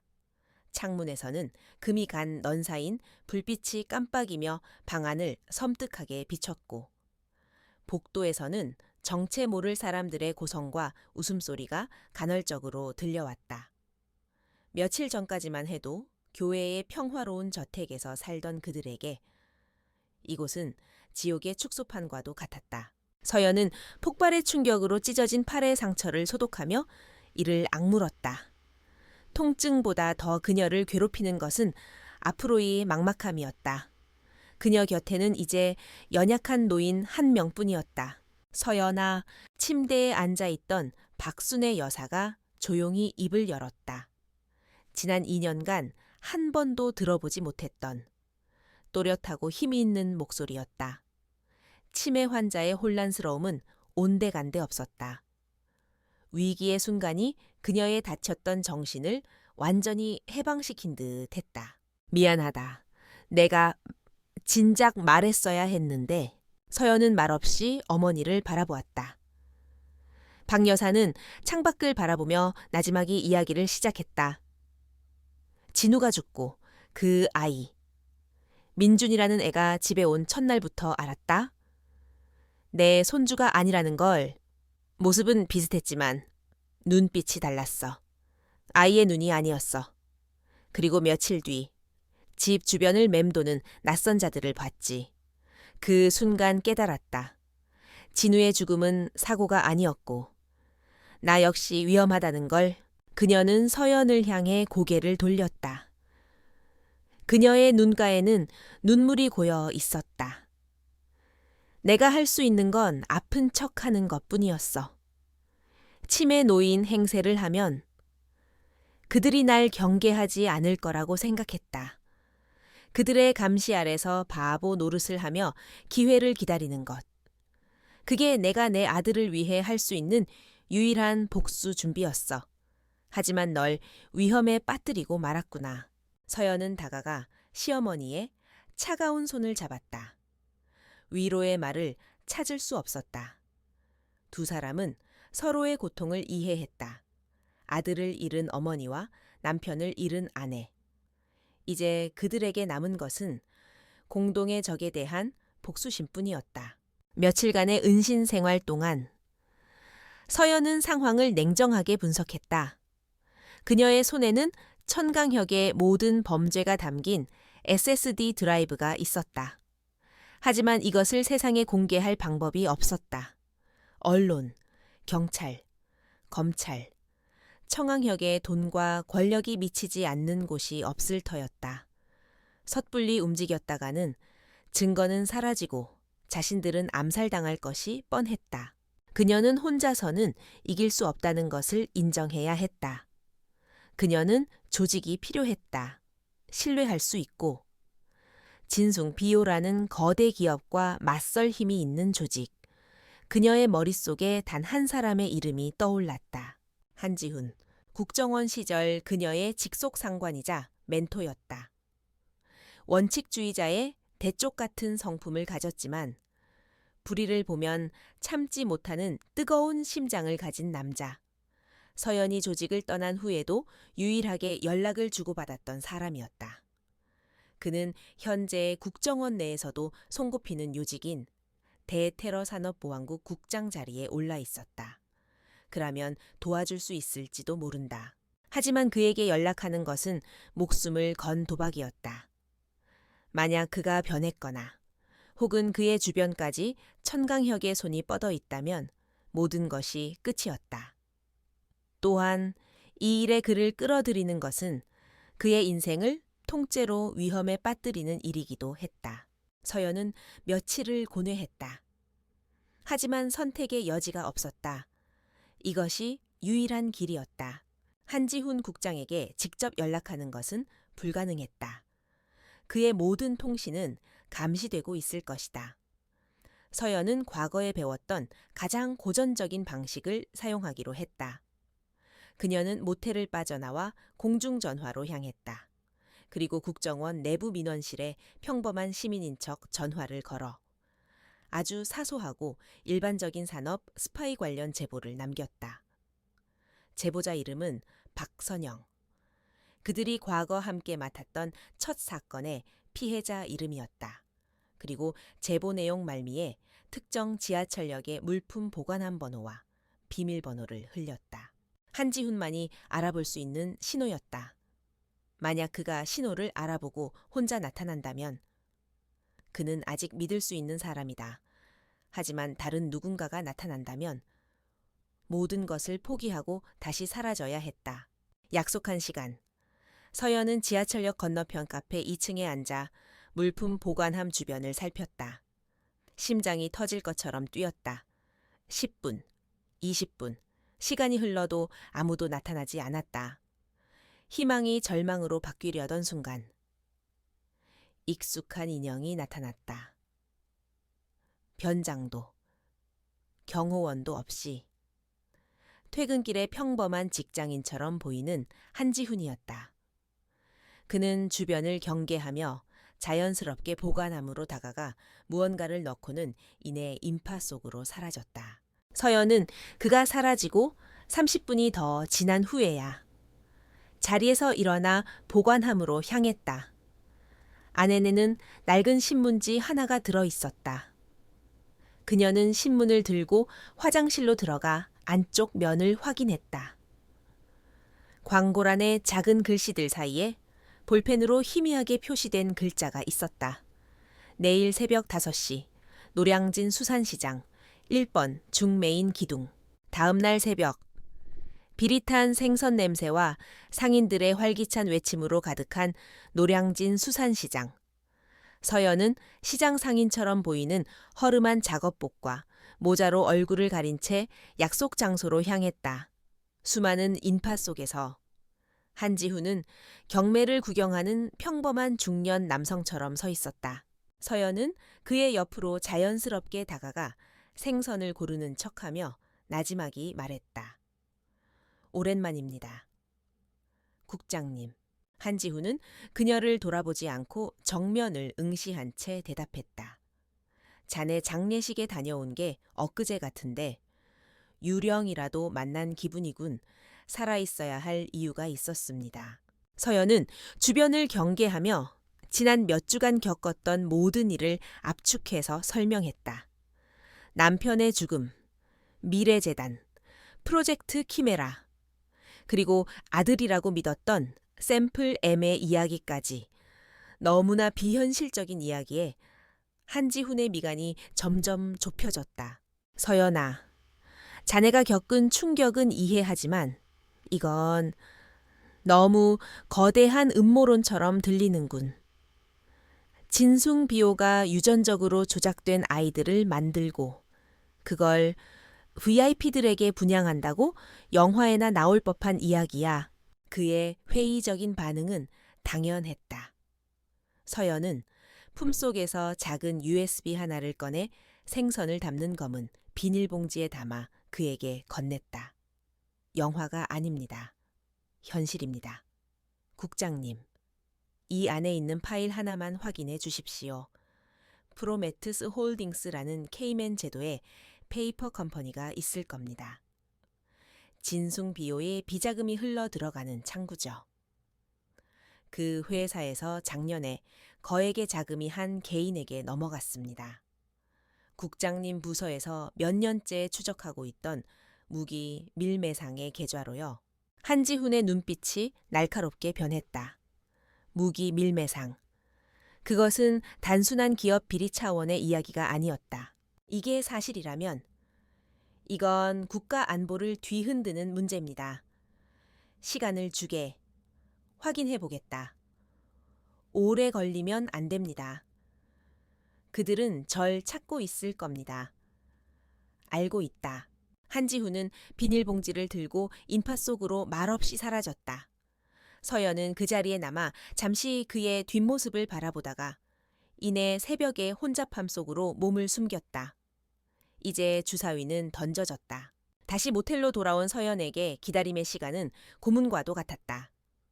만약 한지훈이 자신을 믿지 않는다면 혹은 그의 조사가 적들에게 발각된다면 모든 가능성이 그녀를 짓눌렀다. 하루가 1년처럼 길게 느껴졌다. 이틀째 되는 날 밤. 그녀가 희망을 거의 포기하고 있을 때였다. 선불폰이 짧게 진동했다. 발신자 표시 제한으로 온 암호화된 문자 메시지였다. 메시지는 아주 짧았다. 독수리가 둥지에 착륙했다. 그것은 과거 두 사람이 팀으로 활동할 때 임무 완수, 아군 확인이라는 의미로 사용하던 암호였다. 한지훈이 그녀를 믿고 돕기로 결정했다는 신호였다. 서연은 휴대폰을 쥔 채 바닥에 주저앉았다. 길고 긴 어둠 속에서 처음으로 한 줄기 빛이 보이는 듯했다. 그녀는 더 이상 혼자가 아니었다. 이제 방역의 시간이었다. 한지훈이 보낸 암호는 단순한 응답이 아니었다. 그것은 방역을 위한 군대를 소집하는 뿔피리 소리와 같았다. 다음 날, 서연과 박순의 여사는 한지훈이 보낸 국정원 요원들의 비밀스러운 호위 아래 허름한 모텔을 빠져나와 한강이 내려다 보이는 고급 아파트로 거처를 옮겼다. 겉보기에는 평범한 주거 공간이었지만 그곳은 외부에서는 존재조차 파악할 수 없는 국정원의 최첨단 안가 세이프하우스였다.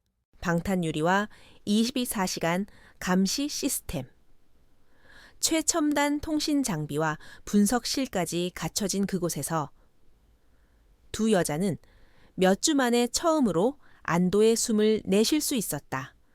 박 여사는 창가에 앉아 조용히 흐르는 강물을 바라보며 아들의 사진을 어루만졌다. 서연은 안가의 작은 훈련실에서 땀을 흘리며 무뎌진 감각을 다시 날카롭게 벼렸다. 슬픔에 잠겨 있을 시간은 없었다. 며칠 뒤 한지훈이 안가를 직접 찾아왔다. 그는 서연이 건넨 USB의 내용을 모두 확인한 후였다. 그의 얼굴은 분노와 착잡함으로 굳어 있었다. 자네 말이 모두 사실이었어.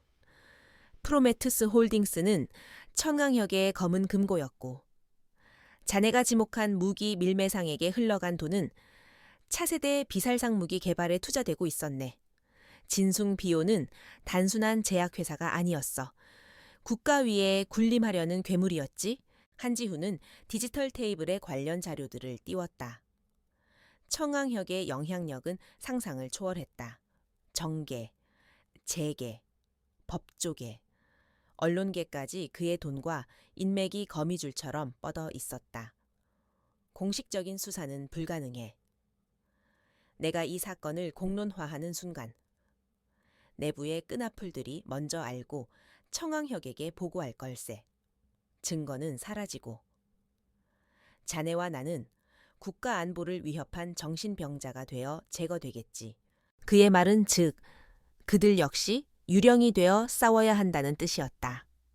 그래서 off the book, off the book, 비공식 작전으로 진행할 걸세. 내가 가장 신뢰하는 소수의 팀원들만 투입해서 이제부터 우리는 존재하지 않는 팀이야. 본격적인 작전 회의가 시작되었다. 수세에 몰려 도망만 다니던 입장에서 이제는 공세로 전환할 시간이었다. 서연과 한지훈 그리고 그의 최정계 팀원들은 디지털 테이블 주위에 모여 앉아 천강혁의 제국을 무너뜨릴 계획을 세우기 시작했다. 청강혁의 가장 큰 약점은 그의 오만함입니다. 서연이 먼저 입을 열었다. 그녀의 눈빛은 이미 완벽한 분석가의 그것으로 돌아와 있었다. 그는 자신이 신이라고 믿는 남자입니다. 그리고 그의 신전을 대중에게 과시하며 찬양받기를 원하죠. 그의 가장 큰 자랑거리인 미래재단의 완벽한 이미지가 바로 그의 가장 치명적인 아킬레스건이 될 겁니다. 그들의 목표는 하나로 모아졌다. 2주 뒤에 열리는 미래재단 창립 10주년 기념 국제 미래 리더 갈라. 전 세계의 정재계 거물들과 외교사절, 그리고 주요 언론사들이 모두 모이는 청강혁의 대관식이나 다름없는 행사였다. 그곳에서 그의 가면을 벗겨버린다면 그는 손쓸 틈도 없이 무너질 것이다. 계획은 3단계로 나뉘었다. 1단계, 디지털 침투. 한지훈의 해킹 전문가들이 진숭 비오의 메인 서버에 침투하여 프로젝트 키메라의 원본 데이터를 실시간으로 빼내와야 했다. 동시에 갈라 행사의 모든 보안 시스템을 장악해야 했다. 이것은 사이버 공간에서 벌어지는 총성 없는 전쟁이었다. 2단계, 내부 조력자 확보. 갈라 행사의 삼엄한 경비를 뚫기 위해서는 내부의 도움이 절실했다. 서연은 남편의 SSD에서 진숭 비오의 전체 직원 신상 파일을 꺼내 분석하기 시작했다. 수백 명의 인물들 속에서. 그녀는 한 사람의 이름에 주목했다. 이성진 박사. 남편 김진우와 함께 프로젝트 키메라의 윤리 파트를 담당했던 연구원이었다. 그는 프로젝트의 비인간적인 방향성에 대해 수차례 공식적으로 이의를 제기했지만 모두 묵살당했던 기록이 남아 있었다. 남편은 그를 양심을 지키려는 마지막 과학자라고 평가했었다. 3단계 현장 침투. 마지막으로 서연 자신이 직접 현장에 침투해야 했다. 해킹으로 뚫을 수 없는 아날로그 보안을 뚫고 내부 조력자와 접선하여 결정적인 순간에 모든 것을 폭로하는 역할. 그것은 그녀만이 할 수 있는 일이었다. 내부 조력자를 확보하는 임무가 가장 시급하고 위험했다. 서연은 이성진 박사에게 익명에 암호화된 이메일을 보냈다. 이메일에는 그와 남편 진우만이 알 수 있는 과거의 대화 내용이 담겨 있었다.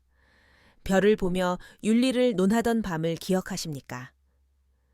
진우 씨는 당신이 선한 사람이라고 믿었습니다. 그것을 증명할 마지막 기회입니다. 메시지 끝에는 복잡한 암호로 된 접선 방식이 적혀 있었다. 며칠 뒤 진숭비이오의 신약 개발 관련 기자회견이 텔레비전으로 중계되었다. 화면에는 다른 연구원들과 함께 앉아 있는 이성진 박사의 모습이 보였다. 그는 카메라를 향해 담담하게 발표를 이어가다가 잠시 넥타이를 바로잡았다.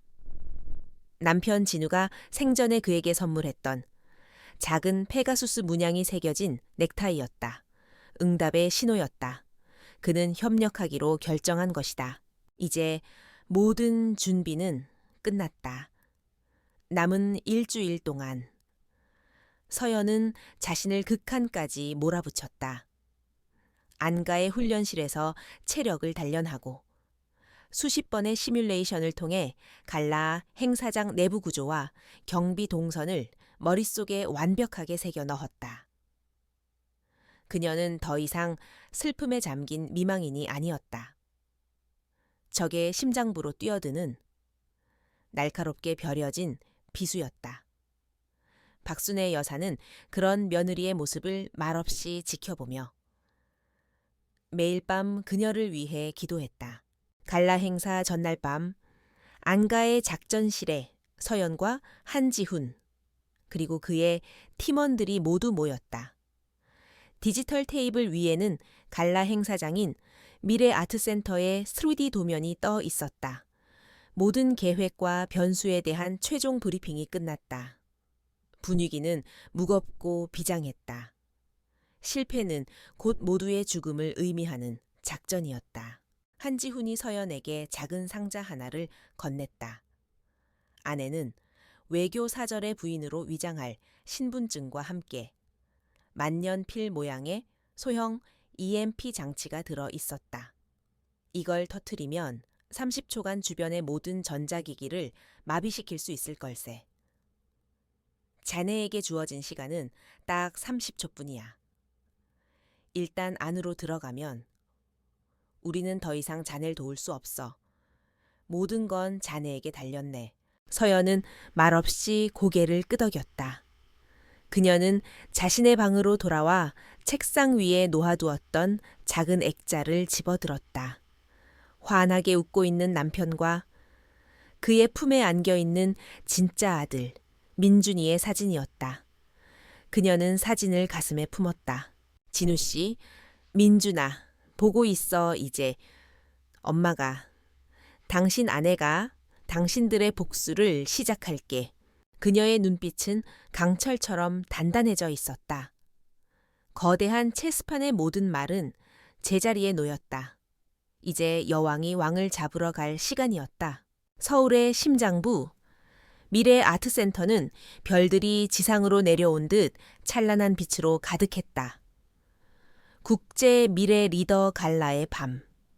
세계 각국에서 온 거물들이 최고급 샴페인 잔을 부딪히며 미래를 논하고 있었다. 그 화려함의 정점에는 이 모든 것을 창조한 신, 청강혁 회장이 만족스러운 미소로 좌중을 압도하고 있었다. 아무도 몰랐다. 이 완벽하게 조율된 교향곡의 마지막 악장은 파멸의 협주곡이 될 것이라는 사실을 이서연은 남미의 작은 나라에서 온 외교관의 아내 엘레나 김이 되어 그 군중 속에 서 있었다. 우아한 검은 드레스와 절제된 다이아몬드 목걸이는 그녀를 주변의 다른 사교계 명사들과 완벽하게 섞이게 했다. 하지만 그녀의 감각은 맹수의 그것처럼 날카롭게 주변을 훑고 있었다. 눈에 보이는 경호원들, 숨겨진 CCTV, 하객들 사이에 섞여 있는 사복 요원들. 이곳은 파티장이 아니라 잘 꾸며진 요새였다. 그녀의 시선이 행사장 한쪽에서 불안하게 서 있는 이성진 박사와 마주쳤다. 약속된 신호? 서연은 자연스럽게 그에게 다가가 와인잔을 부딪혔다. 처음 뵙겠습니다. 이런 파티는 처음이라 조금 어색하네요. 그녀가 스페인어가 섞인 어색한 한국어로 말을 걸자 이성진은 긴장한 얼굴로 답했다. 아, 네. 저도 마찬가지입니다. 두 사람의 손이 스치는 찰나. 카드키 하나가 서연의 손바닥 안으로 건네졌다. 이성진이 그녀의 귓가에 거의 들리지 않을 정도의 작은 목소리로 속삭였다. 중앙 통제실은 4층 복도 끝입니다. 하지만 회장님이 뭔가를 눈치챈 것 같습니다. 함정일지도 모릅니다. 조심하십시오. 그 말을 끝으로 이성진은 황급히 인파 속으로 사라졌다. 서연의 심장이 차갑게 내려앉았다. 함정. 올 것이 왔다고 생각했다. 같은 시각 국정원 안가 한지훈과 그의 팀은 진숭비호의 철벽 같은 방화벽과 사투를 벌이고 있었다. 젠장, 놈들이 역추적을 시작했습니다. 5분 이상 버티기 힘듭니다. 서연이에게 시간이 없어 어떻게든 뚫으여. 한지훈의 고함과 함께 키보드를 두드리는 소리가 작전실을 가득 메웠다. 서연은 더 이상 지체할 시간이 없었다. 그녀는 화장실로 향하는 척하며 연회장을 빠져나와 직원 전용 통로로 향했다. 이성진이 준 카드키로 1차 보안문을 통과했다. 낯선 복도, 희미한 형광등 불빛 아래 그녀의 그림자만이 조용히 그녀를 따랐다. 아층 복도 끝, 중앙 통제실 문 앞을 2명의 경호원이 지키고 있었다. 서연은 잠시 모퉁이에 숨어 그들의 교대 시간을 기다렸다. 1분 뒤 한 명이 자리를 비운 사이 그녀는 움직였다. 품속에서 만년필 모양의 EMP 장치를 꺼내 버튼을 눌렀다. BBI? 하는 미세한 소음과 함께 복도의 모든 전등과 CCTV가 순간적으로 꺼졌다. 남은 경호원이 당황해서 무정이를 찾는 그 찰나에 30초. 서연은 어둠 속을 질주해 남자의 목을 가격해 기절시키고 마비된 전자 도어록을 수동으로 연 뒤 통제실 안으로 몸을 던졌다. 하지만 그녀를 맞이한 것은 컴퓨터 장비가 아니었다. 어서 와요. 이서연 씨. 아니, 코드네임 아이리스라고 불러야 하나. 통제실 중앙의 가죽의자에 앉아있는 청강혁 회장이었다. 그의 옆에는 강타어 실장과 감정 없는 얼굴의 민준이가 인형처럼 서 있었다. 모든 것이 함정이었다. 청강혁은 여유롭게 박수를 쳤다. 남편의 복수를 하러 온 비련의 미망인 감동적인 스토리야. 하지만 당신이 간과한 게 있어. 나는 신이 되려는 사람이야. 신에게는 모든 것이 보이지. 그의 오만함에 서연은 차갑게 응수했다. 신이 아니라 아들을 잃은 아비의 절박함을 얕본 악마겠지. 청강혁의 얼굴에서 미소가 사라졌다. 내 아들은 불완전했어. 질병과 감정이라는 결함을 가지고 태어났지. 하지만 내가 창조한 아이들. 이 샘플 M은 완벽해. 인류의 미래지. 내 남편은 그 위대한 역사를 이해하지 못하고 방해하려 했던 벌레에 불과했고, 그 위대한 역사 때문에 내 남편과 아들을 죽였나. 서연의 목소리는 얼음처럼 차가웠다. 죽인 게 아니라 제거한 거지. 위대한 목적을 위한 사소한 희생일 뿐. 청강혁은 턱짓으로 민준이를 가리켰다. 자, 아들, 저 여자를 막아라. 내 창조주에 대한 충성심을 증명해봐. 민준이가 기계처럼 서연을 향해 걸어오기 시작했다. 아이의 눈에는 어떠한 감정도 담겨 있지 않았다. 오직 명령 수행이라는 목적만이 존재할 뿐이었다. 서연은 자신도 모르게 뒷걸음질 쳤다. 이성으로는 괴물이란 걸 알았지만 가슴으로는 아들의 얼굴을 하나이를 공격할 수 없었다. 바로 그 순간이었다. 통제실 벽면을 가득 채운 대형 모니터들이 일제히 바뀌었다. 안개서 사투를 벌이던 한지훈의 팀이 마침내 진숭비호의 방어벽을 뚫은 것이었다. 그리고 그들의 성공은 단지 통제실 모니터를 바꾸는 데 그치지 않았다. 연회장 무대 중앙, 청강혁의 업적을 찬양하는 영상이 상영되던 거대한 스크린이 갑자기 암전되었다. 모든 하객들의 시선이 집중된 순간 화면에 나타난 것은 프로젝트 키메라라는 붉은색 타이틀이었다. 곧이어 화면에는 프로젝트의 끔찍한 진실이 담긴 영상과 문서들이 쏟아져 나오기 시작했다. 유전자 조작 실험 과정, 실패해서 폐기되는 아이들의 모습, 그리고 청강혁이 직접 프로젝트를 지시하는 음성이 담긴 파일까지. 연 회장은 아수라장이 되었다. 하객들의 환호는 경악과 비명으로 바뀌었다.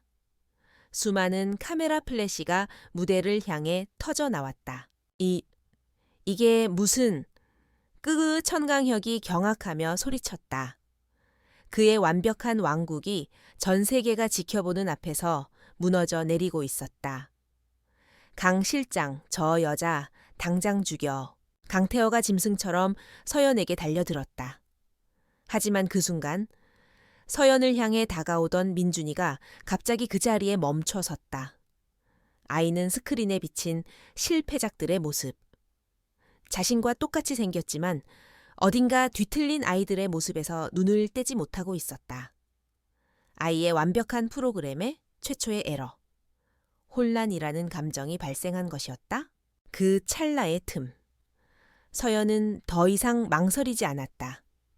그녀는 강태허의 공격을 피하며 그의 관절을 꺾고 그의 손에 들려있던 총을 빼앗아 개머리판으로 그의 머리를 가격했다.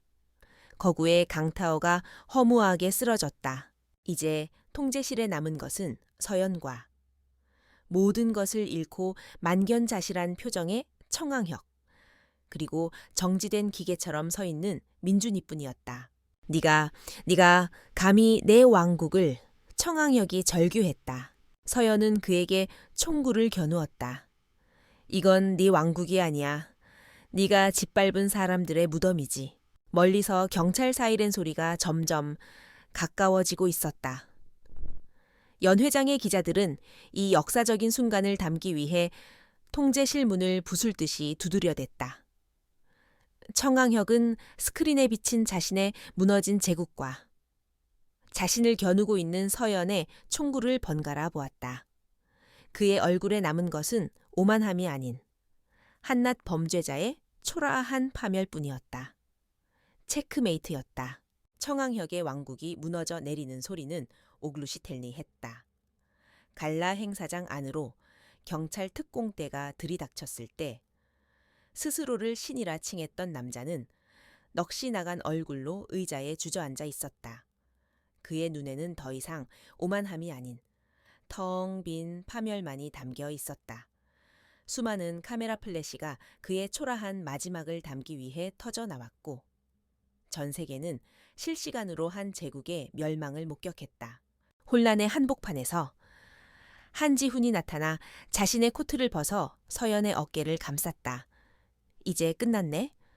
그의 부축을 받으며 서연과 박순의 여사는 아수라장이 된 행사장을 유령처럼 빠져나왔다. 그들의 등 뒤로 한 시대가 막을 내리고 있었다. 감정 없는 기계처럼 굳어있던 민준이는 국정원 요원들에게 조용히 이끌려 보호시설로 옮겨졌다. 그날 밤 이후 세상은 프로젝트 키메라 스캔들로 발칵 뒤집혔다. 진숭 비호의 주가는 휴지 조각이 되었고 청강혁의 검은 돈을 받았던 정재계 인사들이 줄줄이 구속되었다. 프로젝트의 고객이었던 세계 각국의 VIP 명단이 일부 공개되면서 스캔들은 국제적인 외교 문제로까지 비화했다. 유전적으로 설계된 아이들의 존재는 인류에게 무거운 윤리적 질문을 던졌다. 세상의 모든 스포트라이트가 이 사건에 집중되는 동안 서연과 박 여사는 세상의 끝에 있는 듯한 작은 바닷가 마을에 머물렀다. 그들은 파도 소리를 들으며 길고 길었던 지난 시간의 상처를 조용히 씻어내고 있었다. 남편 김진우의 이름은 명예롭게 회복되었다. 그는 자신의 목숨을 바쳐 끔찍한 재앙을 막으려 했던 영웅으로 추대되었다. 어느 맑은 날 서연과 박 여사는 흰 국화꽃을 들고 남편과 아들이 잠든 추모 공원을 찾았다. 나란히 놓인 두 개의 작은 비석 앞에 서자 2년간 애써 억눌러 왔던 눈물이 비로소 흘러내렸다. 비밀과 거짓의 무게 없이 온전한 슬픔으로 고인들을 애도하는 것은 처음이었다. 여보, 민준아, 이제 편히 쉬어요. 당신들이 지키려 했던 세상, 나쁜 사람들이 벌 받는 세상, 내가 만들진 못했지만 적어도 당신들을 이렇게 만든 사람들은 죗값을 치르게 됐어요. 서연은 비석을 어루만지며 속삭였다.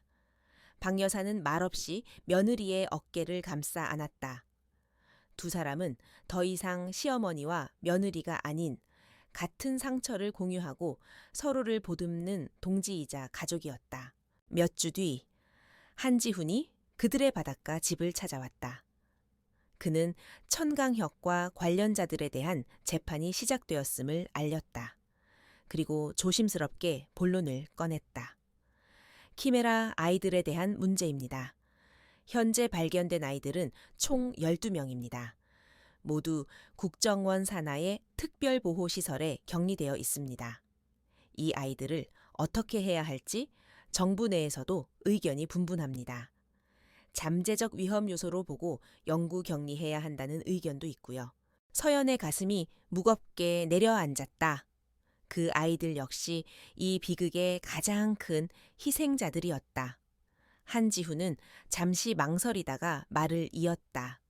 그리고 샘플 M이 계속해서 자네를 찾고 있네. 심리분석관의 보고에 따르면 그 아이의 프로그램에 심각한 오류가 발생한 것 같다고 하더군. 갈라에서의 그 사건 이후로 아이는 처음으로 혼란과 정체성에 대한 질문을 보이기 시작했네. 그리고 그 해답을 자네에게서 찾으려는 것 같아. 서연은 고개를 저었다. 전 그 아이를 볼 수 없어요. 그 아이의 얼굴을 보면 내 진짜 아들 생각에 미쳐버릴 것 같아요. 그날 밤 서연은 잠 못 이루고 홀로 밤바다를 걸었다. 증오는 복수로 끝났지만 마음속의 상처는 여전히 그대로였다. 민준이, 아니 샘플 M은 그녀에게 살아있는 악몽이었다. 그때 박 여사가 그녀에게 다가와 겉옷을 덮어주었다. 서연아, 박 여사는 서연의 손을 잡으며 말했다. 그 아이는 네 핏줄을 이은 아들은 아니지. 하지만 네 남편이 남긴 비극의 아들이기도 하단다. 그 아이를 만든 것도 그 아이를 이용한 것도 모두 어른들의 죄악이야. 어쩌면 그 죄 많은 어른들 속에서 그 아이를 구원해 주는 것이 진우의 마지막을 진정으로 기리는 일이 아닐까. 시어머니의 말은 서연의 마음속 가장 깊은 곳을 울렸다. 복수는 끝났지만 구원은 아직 시작되지 않았다. 다음 날, 서연은 한지훈을 따라 특별보호시설로 향했다. 두꺼운 특수유리 너머로 방 안에 홀로 앉아있는 아이의 모습이 보였다. 아이는 그림을 그리고 있었다. 가족 그림이었다. 아빠와 엄마, 그리고 아이가 손을 잡고 있는, 하지만 아이의 얼굴에는 눈, 코, 입이 그려져 있지 않았다. 자신의 정체성을 찾지 못해 방황하는 아이의 내면이 그대로 드러나는 그림이었다. 그림을 그리던 아이가 고개를 들었다. 유리 너머의 서연을 본 것인지 아이의 눈이 희미하게 흔들렸다. 그 순간 서연은 아이의 눈에서 기계의 냉철함이 아닌 길 잃은 아이의 외로움과 두려움을 보았다. 서연은 결심했다. 그녀는 한지훈과 정부 관계자들을 만난 자리에서 자신의 결정을 밝혔다. 천강혁과 진숭비호로부터 받게 될 모든 배상금과 위자료를 사회에 환원하겠습니다. 그 돈으로 재단을 만들고 싶습니다. 프로젝트 키메라로 태어난 모든 아이들을 위한 재단입니다. 그 아이들에게 코드가 아닌 진짜 이름을 찾아주고 세상과 더불어 살아가는 법을 가르치고 싶습니다. 그것이 제 남편과 아들이 진정으로 원했을 일이라고 믿습니다. 그녀의 결정은 모두를 놀라게 했다. 개인의 복수를 넘어 더 큰 차원의 용서와 구원을 선택한 것이었다. 1년 뒤 강원도의 한적한 숲속 진우와 민준의 새희망센터라는 작은 현판이 걸린 건물이 햇살 아래 고즈넉하게 서 있었다. 그곳의 정원에서는 아이들이 함께 어울려 웃고 떠들고 있었다. 그들 중에는 한때 샘플 M이라고 불렸던 아이도 있었다. 아이는 이제 강하늘이라는 새로운 이름을 가지고 있었다. 하늘이는 다른 친구들과 함께 꽃에 물을 주며 서툴지만 진심 어린 미소를 짓고 있었다. 서연은 박순애 여사와 함께 그 모습을 멀리서 지켜보고 있었다. 그녀의 얼굴에는 더 이상 과거의 고통과 증오의 그림자가 없었다. 모든 것을 앗아간 폭풍이 지나간 자리에 그녀는 잿더미 위에서 새로운 희망의 씨앗을 심고 가꾸고 있었다. 기나긴 밤이 끝나고 마침내 그녀의 세상에도 새로운 새벽이 밝아오고 있었다. 평화롭고 조용하며 아주 단단한 새벽이었다.